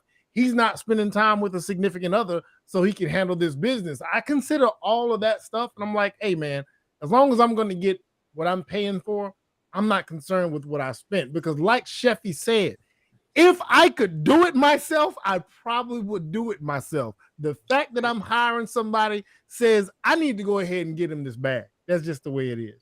If people gotta trust, when they hire somebody, like don't think you're gonna hire me and then micromanage me. I'm not an employee. Yeah, we ain't finna do that. Yeah, we ain't finna do that. This is us working together. But people think, well, I'm the boss. But okay, well, you go be the boss because here your money back. Yeah. And if it's past the 3 days on my contract where I don't refund deposits, you ain't getting nothing back. What's wild? That's cold, but I love it. They don't even position as the company owner. I ask people all the time when they start talking crazy. I be like, yo, bro, when's the last time you talked to the owner of Louis V? You don't. Right. When's the last time you talked to the Gucci family? You don't. Why is it that you feel as though you have to treat the person that's the head of said organization as a black organization as if they're just an employee? It's wild to me. The whole mentality behind it is really thwarted. It's a thwarted mindset. They got employees. Okay, well, he go talk to one of my employees. Then they're gonna tell you the same shit I said. It's wild. Mm-hmm. It's really wild. I don't tolerate it. Like I said, I'm in sales.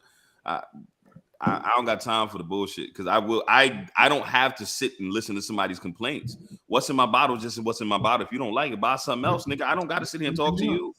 You feel me? I don't. I'm being honest. I don't have to. Well, we gonna give you so hard up for business that they can do you and treat you any kind of way. That's what they be thinking. And it's like, well, y'all start these black businesses, then y'all sell off to the white folk. Well, that's because the white people don't make us do all of this. Right. And because I'm providing you good customer service. It's not like I'm sitting here eating a fish sandwich while I'm supposed to be cutting your hair. I am providing you good customer service. 605 pay for you. See them all. 605 did that player. If you think I'm struggling, you got another. fucking thing coming, brother. I don't need your shit. Go buy Grey Goose. Go buy it. I'm not hurting. I think the thing is that mentality is a symptom of white superiority that's been ingrained in society. White ice is always cold, ain't it?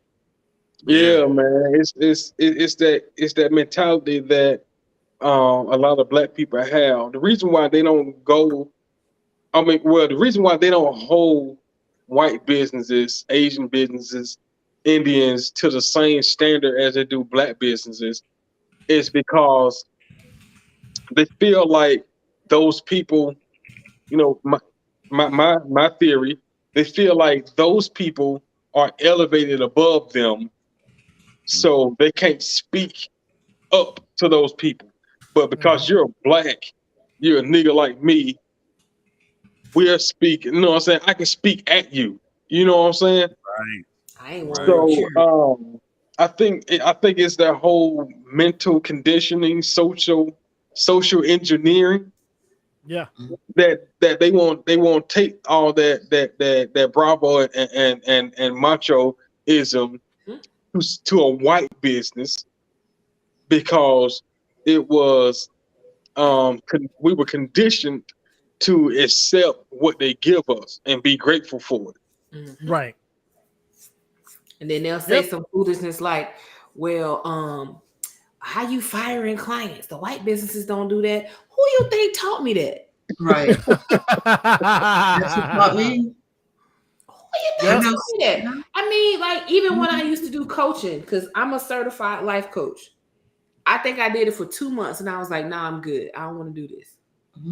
Because people have the highest expectations, wanting you to transform their whole thought process of everything into something amazing.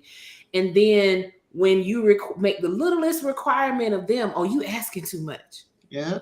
Even with building websites. Okay, I need you to look at these screens and let me know what you think. It's fine. I don't need to look at it. Then when it's done, oh, that wasn't what I wanted. Girl, if you man. Yo. Look, Frank about to lose it. He's about to lose I mean, Wait, we done had 5 different check-ins over. After you're done? Yeah. Wow. And you tell me this wasn't what I wanted. I had a client come back to me 2 years later. What? 2 years. We've been hosting her site for 2 years after we built it. Well, this wasn't what I wanted because I wanted this other thing. Man, go to hell. You build sites. Yeah. I'm gonna have to get with you. I'm trying to get off Shopify. Look at God. Oh, I do whole e-commerce sites. Nah, that's wait. There is absolutely a finder's fee as the host of the business. Don't worry about that. Don't worry about that. I gotta get with you. I'm trying to get off Shopify. I already got to build us a whole content calendar for the group, so don't even. Yeah, that's dope. That's dope. I code very little. Most of my code deals with automation like SQL and PowerShell. I have no idea. No, I mess with HTML. No, I do all of that. I do DevOps. Oh, hell no. The last thing this show is for is for collaborating among black people so they can do better business together. That is not something I support. I'm gonna hit up Frank to do some comments. Right. You know, I definitely get with you. I'm gonna get with you seriously. Yo, so the next thing I want to segue to in our last one is, you know, we haven't really talked about relationships today. I don't think, not really. So we always tap into relationships in some way, shape, or form. And this particular one, I want to talk about communication, but I want to talk about the depth of communication that might be necessary. There's a little quick clip I'm gonna play where the woman is kind of communicating. And she's communicating to, I guess, the supposed alternative person. Y'all will see it. Y'all react to it. Y'all get what she's talking about. Go ahead and check this out real I saw quick. your Here we wet go. towel on the bathroom floor again, and I've asked you so many times to please just pick it up. What's going on? It's just a towel. What's the big deal? You know what? It's not even about the towel. It's about the pain that comes alive inside of me when I see the towel on the floor. And what pain is that? It's the pain of feeling disregarded and alone and unimportant. It's the fact that I deeply long for having a sense of teamwork in between us when it comes to running our household, and the pain that comes with feeling like I don't have that. But because I don't have the skills to express my own deeper pain and yearning going on in my experience, all I know how to do is stay stuck talking about the towel. Got it. So instead of either of us communicating from our deeper pain and yearning, we'll stay stuck on the hamster wheel of right versus wrong. In this case, whether or not it was wrong of me to leave the towel on the floor, and whether or not it's wrong of you to nag me for it. Man, look, men don't care about all that. Goddamn, quit bitching about the towel. We don't give a damn about all that, man. Damn, listen. So I'm listen. So this is gonna be my therapy session right here, boy. This is gonna be my therapy session right here. Let me say something. And me and my wife, we've had this conversation. My dear wife, you know, boy, why you leave the cabinets open? Because I didn't close it. And so I'm like, and my response to that is close it. And that's my response. I'm like, because, and I have a reason why. Because when I see I'm a doer, period. And not to say that she isn't, she is. But I'm a doer without saying anything about what's not done. I'm just going to go execute. I'm going to pick up the cup. I'm going to put this there, this, that, and the third. That's what I'm going to do. Being that I move like that, I expect that. With no ifs, ands, or buts, whatever. Don't come to me about that because, and I understand that's not fair because people are different people, but that's how I approach it. I'm like, how dare you come to me about that when I don't do the same? But I do think indeed there's this communication gap. There's something deeper there.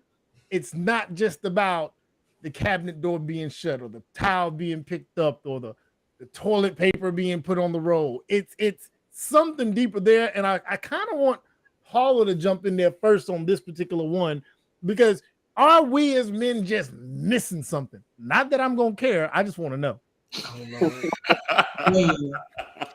Well, I honestly feel like, you know, like you said, everyone has their own communication styles, has their own expectations.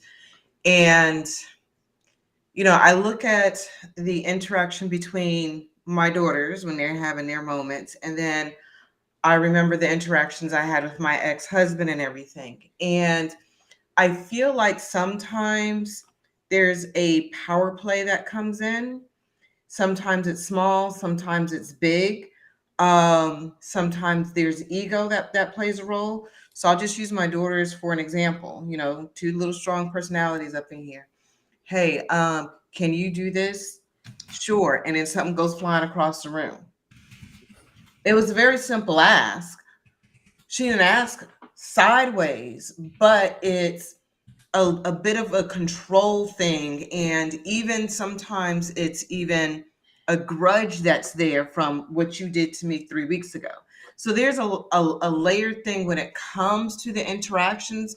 Sometimes it is how you ask. Sometimes it's not. It's just something within the person. So I guess my answer is, for every situation is different, but at the same time, sometimes you got to dig a little deeper because, like, you know, is it your tone? Is it related to something else that you had going on? Is this a control issue? Is this the only way this person has control in, you know, this situation is to kind of push back against you? Like, what is it? So, you know, I just look at it like that. And then, like, even for me, in, you know, my former marriage, I was called, you know, what was the words? Micromanager. Goody two shoes. Oh, goody two shoes. Oh, yeah. Because, you know, I follow the rules and everything. And, you know, my ex was the type where he liked to push my buttons and try to get me mad. So, you know, simple things. It was, you know, the passive aggressiveness that would come. So I would get mad. and there would be the chaos that was created in that. So, you know, there was that type of interaction. So with each couple, or even, you know, just two people interacting, there's layers to it. And you really got to figure out, you know, how deep does this layer go? What's the issue? Is it me? Is it them? Is it our interaction? Or is this related to something else? And it's just showing up and pick up your socks, close the cabinet door. So there's my answer. It's my complicated answer. I needed that. See, and that's what I was wondering. Because I don't think it's ever as simple as the ask. I always think it's something that's a bit more than that. Go ahead and jump in there real quick, Remy, man. What is it? Just bitching, or is there something more that we need to look into when those issues come about? I really think it's a control aspect. You know, it's the aspect of just want to add something on just to kind of have a last word type of situation, I guess. In these type of situations, this, you know, men and women just communicate different. Like as men, we just don't have to necessarily say everything we do. We kind of move in silence. Where a woman, it has to let it be known every time, hey, I got to keep doing this, or I got to keep doing this. It's just a way into gets tapping on something that may be getting on her nerves, or a deeper issue. Go ahead, Chef. And I can agree. Like I said, it may be something. It's like an undercurrent. It's like, hey, what's going on? Oh, that bothers you. And then, you know, I might not care that it does, but I'm glad that I know. Go ahead, Sheffy. So I'm neurodivergent. I have ADHD. A lot of women are undiagnosed with ADHD. It's very common among women. I let my husband know this early in our marriage. And I remember he brought up one thing while we were battling through our divorce, and he was talking about this time where he called me and asked me to stop and get him something to eat on the way home. And when I came through the door, I was yelling and screaming because I had to stop and get him something to eat. And in his mind, it wasn't that big of a deal. But for me, I had already had my plate was full. And this was another thing to add to my plate. But because he was very unconscious about what neurodivergence can do to me and how that would lead to moments of intense anxiety when I would be overwhelmed, he would just call me and say I was just bitching. Now, of course, after the divorce, he finally started to actually research ADHD. And he was like, a lot of times I should have just given you a hug. Yeah, that would have helped. Yeah. So a lot of times I think men are just not conscious of the things their woman is dealing with at all. And then, like you said, sometimes y'all don't even care. At the time, here I was trying to transition from a small software engineering firm to this massive $100 million company I'm trying to build. And I have to deal with investors that talk to me like I'm a slave on a plantation and say, you know, did I steal my idea and all of this other stuff. I'm dealing with so much adversity out here in the world. But I can't come home and be at peace. I got to deal with adversity from you too, because you aren't even listening to me. But then the term is used, well, you're a narcissist, you're this, you're this. So I'm literally sending him articles about certain similarities between narcissism and ADHD and how it's more driven around somebody just feeling overwhelmed.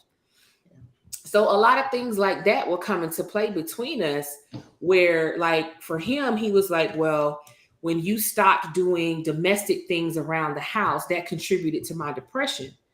But I had to remind him, I literally stopped doing the domestic things because he would come home and get a sandwich after I've cooked all day.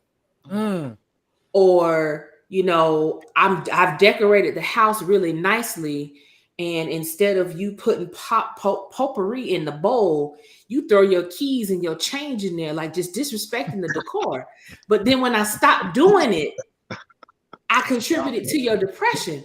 Like things like that were the frustrations in the house where I would literally try to be like, okay, I'm having a day today. I really need you to not put more on me because I need to decompress today. Or if one day I'm vegging out in the bed and I'm just sitting there watching TV, because this is something you have to let ADHD people do. You have to let them have their low functioning days. Mm-hmm. But you're expecting me to be high functioning all the time. So that when I finally say something, because I am at a low functioning day and you just not letting me be for a minute, it's a problem. But when you come home, I need y'all to not bother me for the first couple hours when I walk in the door. But when I come home, when do I get that? Mm-hmm. So now I'm going to McDonald's parking lot at 2:00 in the morning just to sit and eat a hamburger, just to decompress. But you think I'm cheating? Oh gosh, I've been there. So it's stuff like that. I think a lot of men just don't. I wasn't. I have never seen a day in my life. That didn't find her. Yeah, look at Paula. I would leave the house in like an ugly house dress, not done. I wish I would be showing up cheating, looking a hot mess. No, I would go sit in a parking lot at McDonald's up the street and watch a show on my phone. That's what I would be doing. Just because I needed a moment to breathe, because I never had the ability to turn off. I had to be on all the time. That was me. And when your partner doesn't listen to you, when you say, hey, I just need a moment. What you need a moment for? You've been home all day. I run a business at home all day. I'm not just sitting here doing nothing. I've been in meetings for the last 7 hours. What are you talking about? So when you're dealing with people that don't respect that part of you, or just respect that, just don't respect you, period. It's hard. And y'all take it as, oh, well, she just nagging. She just this, she this. Yes, there are undercurrents to it. There is something going on. Because a lot of times we just don't feel heard. Mm-hmm. And then when we do say something, we're a narcissist now. Well, sir, I'm just going to be a motherfucking narcissist. Sign his divorce papers. Go ahead. No, but no, I do, like I said earlier, I do think that there's oftentimes more than whatever the surface concern is. I do usually think there's something there's under there. Go ahead, Jamel. Yeah, I agree with that sentiment. I think it goes into the idea of not respecting your significant other's humanity. And to me, that's not gender specific. You feel me? Yes. Because that shit happens often. Like I experienced it in my last relationship to some extent. Not speaking bad of that last relationship. I don't got nothing negative to say. I'm just sharing my perspective here. Right? Something that would happen to me, you know what I'm saying, is when I come home from work, and I would work sometimes 24, 36-hour shifts. I'm not talking about days. I'm talking about shifts where continuously just stop working for 24 to 36 hours and I get back to the house and I'm expected to clean up and cook and take the kids off her hands. You feel me? Now, I understand that she had issues dealing with the kids. She was a stay-at-home mom. I understand she had to deal with the kids the whole time. But, yo, I was just busting my ass, you know me, to work. You understand what I'm saying? And likewise, I needed to also understand that, yo, even though I was going through some shit at the job, she's also fighting her own battles here at the house. And I think a lot of the times we miss each other. You understand what I'm saying? Because in that moment, we're so focused on what we need. We're not thinking about what the other person's experiencing. You understand what I'm saying? So going back to the tower that you showed in that video, Shorty's going through this entire elaborate fucking explanation about picking up the towel and how she feels like she just needs a teamwork, when in reality, she just doesn't feel appreciated. You understand what I'm saying? You're not taking care. At a minimum, if you knock something or you throw something on the floor, I just need to know that you know that I'm here. I'm a person, that I'm not no fucking robot. I'm not a Roomba. Is that what it is? A Roomba where you just with a robot that sit around and clean the floor? Mm-hmm. I'm not a robot. Let me know that you understand and hear me and see me. You understand what I'm saying? I think that's me personally. I'm not speaking for everybody. I think it speaks towards appreciating that person as a human being, seeing that person as a person that they are, and not just another addition to your life that's there to make your life better. Because that's not what it is. You feel me? Your husband a paycheck, and your wife ain't just about cooking a meal or cleaning up your fucking house. Like, these are human beings, bro. Mm-hmm. Mm-hmm. Yeah, I think appreciation is at the heart of it. And, you know, like you said, you were working, 24 to 36 hours. She's staying at home, taking care of the kids. You both had something going on. And there's got to be some type of communication between that where both people are listening. There's a give and take. And then there's that ability to have that balance. So I remember I had met this, I think it was a general manager of a company out here. And he would give speeches to the Fortune 100 companies out here. And he just talked with me and he just shared something. And I've heard it over and over and over again from marriage therapists, counselors, people who have successful relationships. And it's one thing that works. And that is having that weekly checkpoint, weekly meeting, whatever conversation where you're opening the door for that difficult conversation and you're asking basic questions. What did I do well? What could I do better? And each person's asking that and you're sitting and you're listening. And I think that is so important because there's a perception that we have, and everyone has their own perception of life just because we're just humans having our own experience, right? And you have to be able to tap into that other person's perception, tap into their mindset. A lot of times people aren't speaking everything that's on their head. You think the other person knows, they don't know, or maybe they do know and they don't think it's important. It's not their priority. It's like number 7, but for you it's number 2. And it's important that you have to lay all that out and have that conversation consistently. So you're knowing, like, am I, not being appreciative when it comes to these little things? Or I think I'm doing good. I think I'm communicating well, but really I'm not. Right. So you have to open that door for those difficult conversations. And it's within conflict and within the difficult conversations that are healthy where you start to have that growth. Mm-hmm. So that's something that a lot of people miss in their relationships. I know, like in my marriage, there was no such thing as a healthy conversation listening. It just went haywire, which explains, the divorce and, even the difficult times after the divorce. But those who are able to have that, they're able to move to that next level and everything. And I think it's so important. Yeah, a great deal of that also is like in communication, being selfless about it, because majority of the time, like I said, we go into a situation talking about what we need, but we don't even communicate what we need in a way that our partner will even understand. Right. And you see what I'm saying? Like, it's wild to me. We'd be like, oh yeah, I said this. Well, your partner might see it as, I want this under this specific circumstance. Like I think an argument that really clear argument on this is I've heard women say, I'll tell my man to do something and he won't do it immediately, but in her mind she's like, I want it done now. But she's not saying she wants it done now. So shit for hours thinking like, I got time to do it. You know what I'm saying? When in reality you didn't be 3 hours later. You didn't emphasize the sense of priority that you needed in that moment. You feel me? And please don't take this as me beating up on y'all. I'm just giving that as an example of an argument that I hear often. You feel me?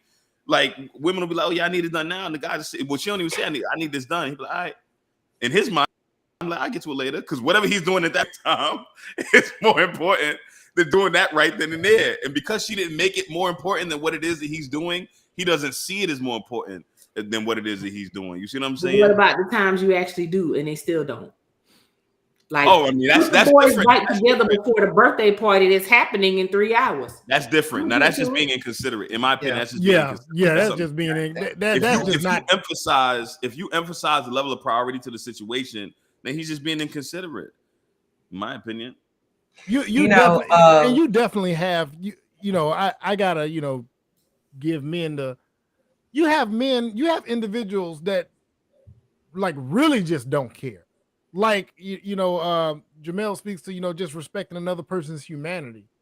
You have people just have zero concern about what their significant other is even really trying to communicate. You know what I'm saying? Like they're not even going to come back to the conversation later to try to see, is there more there? Did they miss something? So I know you finna get jump in there. Go ahead and jump in there, Paul. And I want to get Frank to weigh in on this, because he's a married man. I'm pretty sure he experiences some degree of this. Yeah, there's a phrase that I say to one of my daughters, and it's actually something like, I just, I had an epiphany just about communication that I had with my ex. And it speaks to the fact of what you were saying about sometimes people say something, they ask something, but the other person isn't hearing it, or they're not hearing the perspective, or they're not hearing the priority. But a lot of times they're just hearing it in a totally different way. So I'll say things like, you're not responding to what I'm saying, or you're not listening to what I'm talking about. And a lot of times, it goes into that whole thing of people who don't listen to taking the information. They're listening to respond, or they're just waiting for you to finish saying what you were saying so they could respond. And you have a lot of that going on where there's just no listening, or not even listening. There's no comprehension of what someone is trying to convey to you. Because a lot of times we're not professionals at articulating our feelings. So it's important that the other person is able to listen and ask questions, and that even gets challenging. But a lot of times, you say, hey, I need you to give me space. They think, oh, she just don't want me to be around. And it's more to it than that. It's like, no, I just need some time to gather myself for whatever reason. You're trying to cheat. You don't understand that. You're taking it as rejection. Yeah. Sound like somebody trying to sneak off and do something they ain't supposed to be doing. That's what it sounds like. Paul. I don't know. Go ahead, Frank. Go ahead. Man, all this stuff in that skit, it sound good. It sounds good. Here we go. What Frank about to say? I mean, like you can do that when you're talking to yourself. Don't bring that shit to me. Yeah.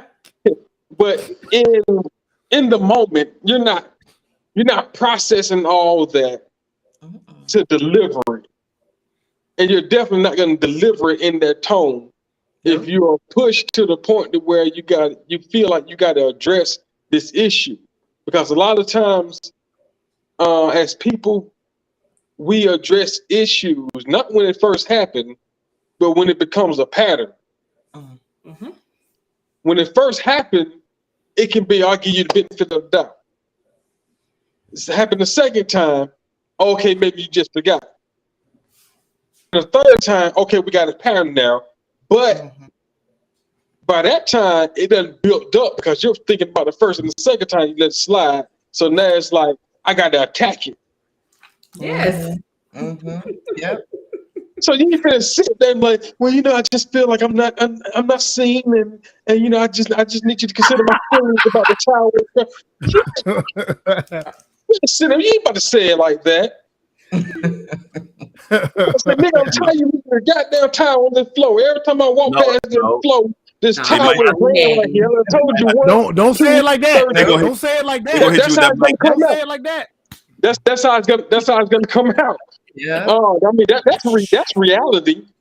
That is. And that's why when I said that gentleman shared about having that, touch point, you're having it separate from it being in the moment. You're waiting till, there's neutral, but like you said, it requires both people to put their egos to the side, listen, receive. That's why it's called difficult conversations, because you got to sit and listen to the fact that, you keep putting a daggone towel on the floor when all you got to do is pick it up. The hamper's right over there. Put it in the hamper. It's very simple. Be considerate. And then that person has to receive it, not get in their ego and be stubborn. And let me put the towel in and I ain't going to put the towel in because he asked me. He talked to me sideways. Now I feel like, he's controlling me and all this other stuff. Yeah, that stuff. That's how I feel at this point, dealing with my ex-husband. Yeah, when people take it to that, when the response is to then be petty. Yep. Like, yo, now I can understand any individual being petty responses to a reasonable request. I don't even know what to characterize that as. Immature. Like of course, of course I might tell you know what I'm saying, like it would be crazy if my wife said, why you don't ever close the cap? Just because I don't forget, but don't worry about it. I'll try to work on it, right? Now, if I was to be a dick and then start just opening the cabinets and just running out the room like nothing happened, like a poltergeist just came through there because I'm finna prove something, I can do it. I pay bills. I can open these cabinets and do what I want. Bro, listen, I don't know what I would even expect that reaction to be. You don't poke people. You don't provoke people. Yeah. You don't do that. I don't know why people play that game with people. Like provoking, being petty, because being petty typically is provoking. You're provoking another person. What do you think that's gonna lead to? Man, look. Definitely not a resolution. How's that gonna work out? Prime example. How's that gonna work out? For the last two, like last weekend or whatever, a weekend before last, I had to go to Florida. It was my weekend with my son. Told my ex-husband, I said, I'm getting a hotel because I'm not gonna stay in your house, even though the house still got my name on it. I'm not gonna stay in your house. I get a hotel. It's gonna have a pool, so packing my bag. No bag was packed when I get there. All right. This weekend, my son had to fly here. I said I got clothes for him. Just make sure he has underwear and socks. I get a text message 7 o'clock in the morning. Oh, I forgot the underwear and socks. So I call. I'm like, look, our divorce has cost me a lot of money. I am paying a lot of money to make sure my household is set for our son and to just make sure everything. I pay a lot of money when I come all the way down to Florida. I pay for him to fly. I'm spending a lot of money trying to get this done. And all I ask for you to have some socks and underwear for this boy. Why is that so hard? You know the first thing that man said to me? I don't care nothing about your money problems. That was a response. And I'm like, he just skipped past all that other stuff. Yep. and his basis was, you got them money problems because you decided that you wanted to separate. So that's your fault. That was his take from that. It was your fault. So I don't want to hear about your money problems. When I'm and then he was like, well, you and your sister were there at the house. Y'all could have packed his bag. What? Okay. But he'll say, well, I want peace. How? If you don't give it? His feelings still hurt. They are. And I'm at a point where I don't give a flying fuck. Because I'm trying here. I'm trying to be amicable. But it was him who said, we ain't friends. We can't talk anymore because I'm still hurting this. Okay, well then let's not be friends. So don't call me and try to shoot the shit with me. Don't, send me little text messages, when you see funny stuff, because we ain't friends. Let's keep that energy. But when I give it back to him, how he gives it to me, why you just won't leave me alone? Why we can't have peace? And I'm like, I'm asking for the simplest things from you. And your first response is, I don't care. I've seen we can, when there's a person, when a relationship is over, divorce, whatever, when it's actually amicable and two people are really satisfied that they are both going their separate ways, it is a beautiful thing. Mm-hmm. It's peaceful. I'm telling you, I'm a living testament to it. Now there was a long separation and we had to get there, but when the results are final, man, it is a peaceful thing. But I've seen the turmoil when it's over and one person, they did not want it, they didn't want it at all, or they didn't like the end result, and the long-term conflict that they deal with. Oh man, it's. But I wasn't the one who asked for I have two. What's that? I wasn't the one who asked for the divorce. So why are you mad at me? No, I know. I'm just the one who gave it.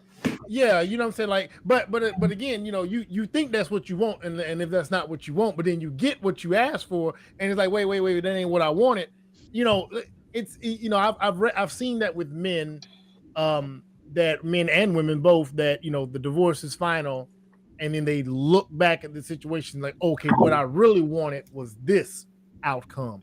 and they did not get the outcome they want, they aim to make that person's life difficult through the children, through if they got some lingering debt, if they got anything going on, they reach out to rattle that person's cage, man. And it's boy, it's a shit show. It's a train wreck. Yeah, that's what I went through. And I to this day, let me see, we've been divorced since 2014. And I'll say it's not co-parenting we experience, it's counter-parenting. Because it's what I do or say gets countered. And I had to learn how to, deal with that by staying 2 steps ahead. But even the conflict was just amazing. That's the only way I can describe it. But even, I'm well versed in family court and how that works and all that stuff, because even there, the conflict was high. The lawyer who cross-examined me in family court was the DA of Fulton County, who's, on MSNBC all the time. She's a criminal attorney. I had a criminal attorney I had to face, because that's how much conflict he was willing to bring in my life. So it's like some people are they're just relentless with it because they don't know how to manage their emotions. But what happened was I called the bluff. Oh, you want to do what? Oh, okay. Let's do it. No, I'm not signing that. I'm signing this. And I'm getting out of your way so you can live your life. Yeah, it was tough. Like paying for it since. Yeah. I've even had to explain that to so many women that have asked me, why is he acting like this? I'm like, so the relationship ended? Like, yeah, the relationship ended.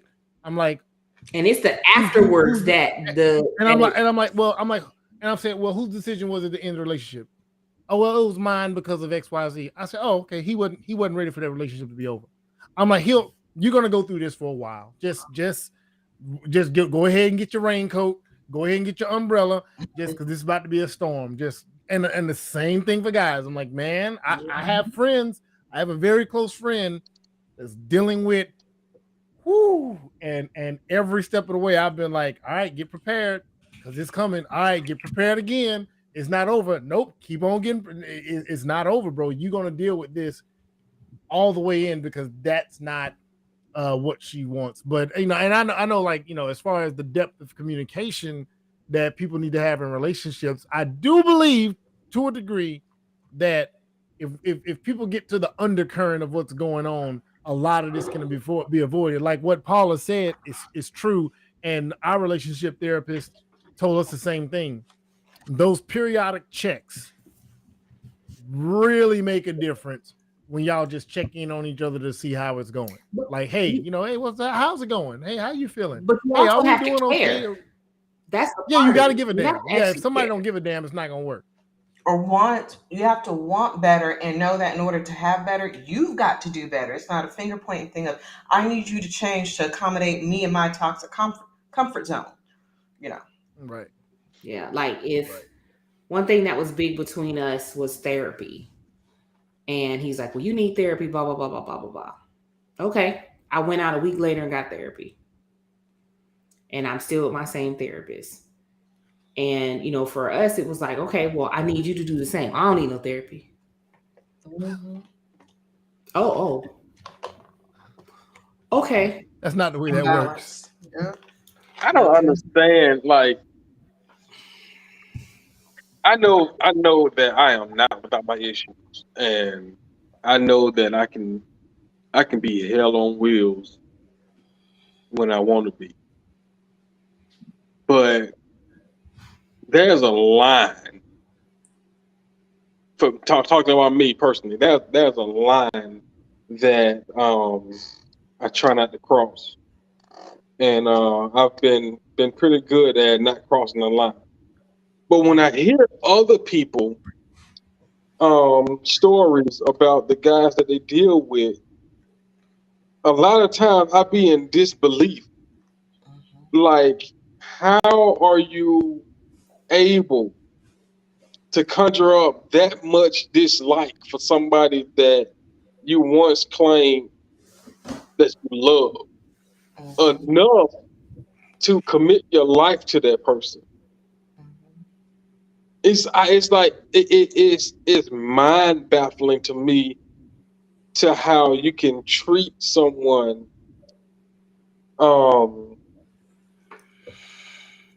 so dirty. Like how do you get to that point to where like this person is your sworn enemy? Yeah. I'm witnessing, like I said, I'm witnessing it, man, between a close couple now, and it's just like, man, it's now if he watching this, he gonna know. I warned him. I said, woo, hey, I said you got you out now, and then you just never know. And what it is, a lot of times with couples, it's not that they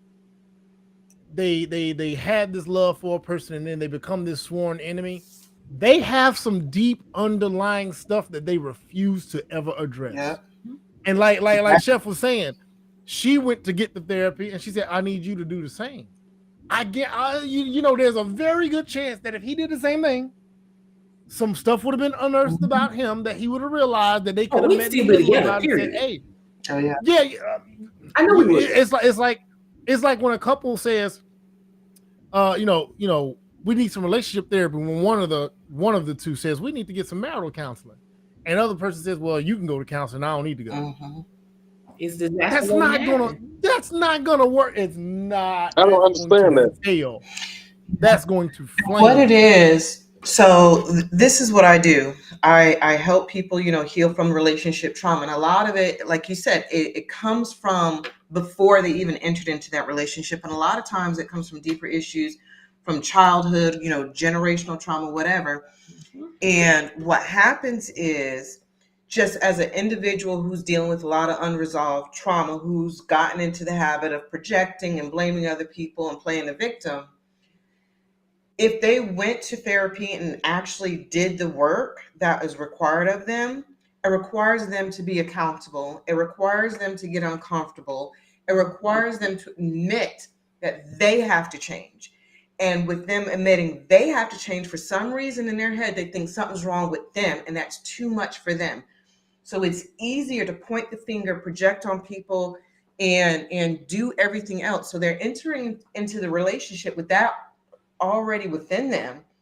And then the relationship just triggers all that. And it doesn't necessarily mean the other person's doing anything bad. It's just that's what happens when you're dealing with people in close quarters day after day. It gets triggered and it all starts coming out. And then instead of, you know, doing what you should do and showing up in a way where it's like, okay, let's try to solve these issues, let's try to work this problem. Oh, this is someone who's been in my life, who's got my back, who's going to make sure I'm taken care of, who's going to carry me to my old age and make sure, you know, I'm taken care of if I ever, you know, have my down times. They're going to stomp on that person because that's all they know from within. And it's easier for them to do than to check themselves. And so that's what happens. And I know, you know, just looking at my situation, I mean, let him tell it. I got a whole rap sheet of stuff. Some of it is true. A lot of it is not. Some of it's a twisted truth. But it's so much easier to paint a picture and discredit my character than to say, you know what? I got work to do. A husband. Right. Because I know one thing I definitely learned in therapy was that I tend to date emotionally unavailable men. I did that. Because I didn't have a father figure in my life. So any type of attention was better than nothing. And that's something I carried with me, as knowing that, you know, in my choice in mate, once I figured that out, it was like, oh, you know what, you're right. And the biggest thing was with my therapist is like, you have to love yourself just as much as you love these men. And I just unpacked all of that to the point where, you know, I started losing weight. I started dressing a different way.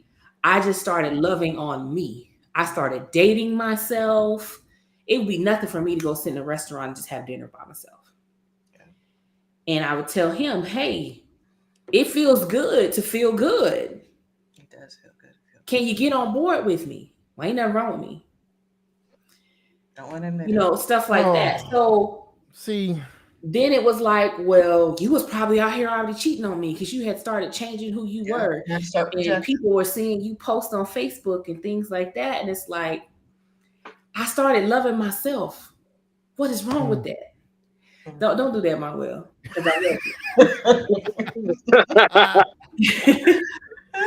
But you know, when I made a post the other day, it was talking about I looked at my relationship and realized the problem was me. In none of my relationships, I wasn't the problem. Did I bring problems to the relationship? Absolutely. But in how the relationship evolved, a lot of my evolution was reactionary. As long as what was given to me was positive and just overall nurturing, I replied in turn. So, but at the same time, I was also not picking the best men anyway. So I was kind of setting myself up to be hurt. Because here I am being this emotional guard for them, but I had no emotional guard for me. Yeah. So when I say, well, yeah, I wasn't the problem in a relationship, it's not that I'm blaming these people so much as it's like, anytime I've gotten to a point where I realized there was an issue, I would go try to fix the dang issue. I'm a solutions-driven person. I'm an engineer. That's what engineers do. We try to get solutions. But when the other person is either to the point where they have decided that they don't care about solutions, or that they don't care to fix it, am I still the problem at that point? Is the person who's trying to fix it still the problem at that point? I don't know. I mean, for me, I don't think so, because it's not like I went into a relationship with certain toxic things that I was doing, so much as it was like I responded to some toxic behavior, and I guess I continue on with that. But once I got the therapy, it was like, okay, I can't operate in the same energy that I'm giving. I can't allow people to change who I am as a person. I have to treat people based on who I am, not who they are. Absolutely. And I think a lot of people, especially in trying to communicate in relationships, we just react based on who the person is and how they're treating us, rather just staying in our path of this is the person I am and this is the person I'm going to be. And that's where the problem arises. Yeah. It's just a whole bunch of back and forth pettiness instead of just being resolved to, we just disagree. But let's figure out how we can agree. Yeah. And man, it's you know, that I think one of the simplest things, and this is so simple, this is almost childlike simple, and I'm gonna close it out with this. When there's these disagreements that people have in general in their relationships, man, saying something as simple as, hey, I disagree, but I'm gonna work on that, and really consciously working on that shit, man, that can go a long way. Hey, I disagree. Hey, that's not necessarily me. Hey, if you see that as a fault, and if that's something I can work on to make your life better, which makes our life better, and you can do the same thing, man, that it really is so simple. It's almost childlike in understanding. And as adults, man, sometimes we'd rather be petty and get the last lick, which is also childlike. Sometimes we just rather be petty and get the last lick as opposed to getting to resolve something. And like Sheffy said, if a person doesn't, if they don't want, no, you said that you would want to, be solution oriented, but the other person, if they don't want the solutions, they just want, like, you're spinning your wheels. You're really just spinning your wheels. If the therapy is presented, but the person doesn't want to get therapy because they're really done, but they don't want to just go ahead and say I'm done, man, you could be sitting there spinning your wheels in a relationship or a marriage for years beyond time that it was done. and then that's just going to be creating more damage. Imagine I know divorce rates are what they are, but imagine a relationship or a marriage that can be done in 4 years, but instead a person spent another additional 4 years just dragging it and being the worst version of themselves. How is that going to help y'all move on and then possibly be prepared for the next individual that y'all probably spend the rest of y'all life with? Now you got to spend years. Now you got to spend years healing from the bullshit. Yep. Man, I appreciate you coming on here, Paula. You got to come on next time. Listen, another thing I want to talk about, because I don't know if we've talked about it before. The next week we can probably tap onto it, because we keep talking about like these relationship dynamics.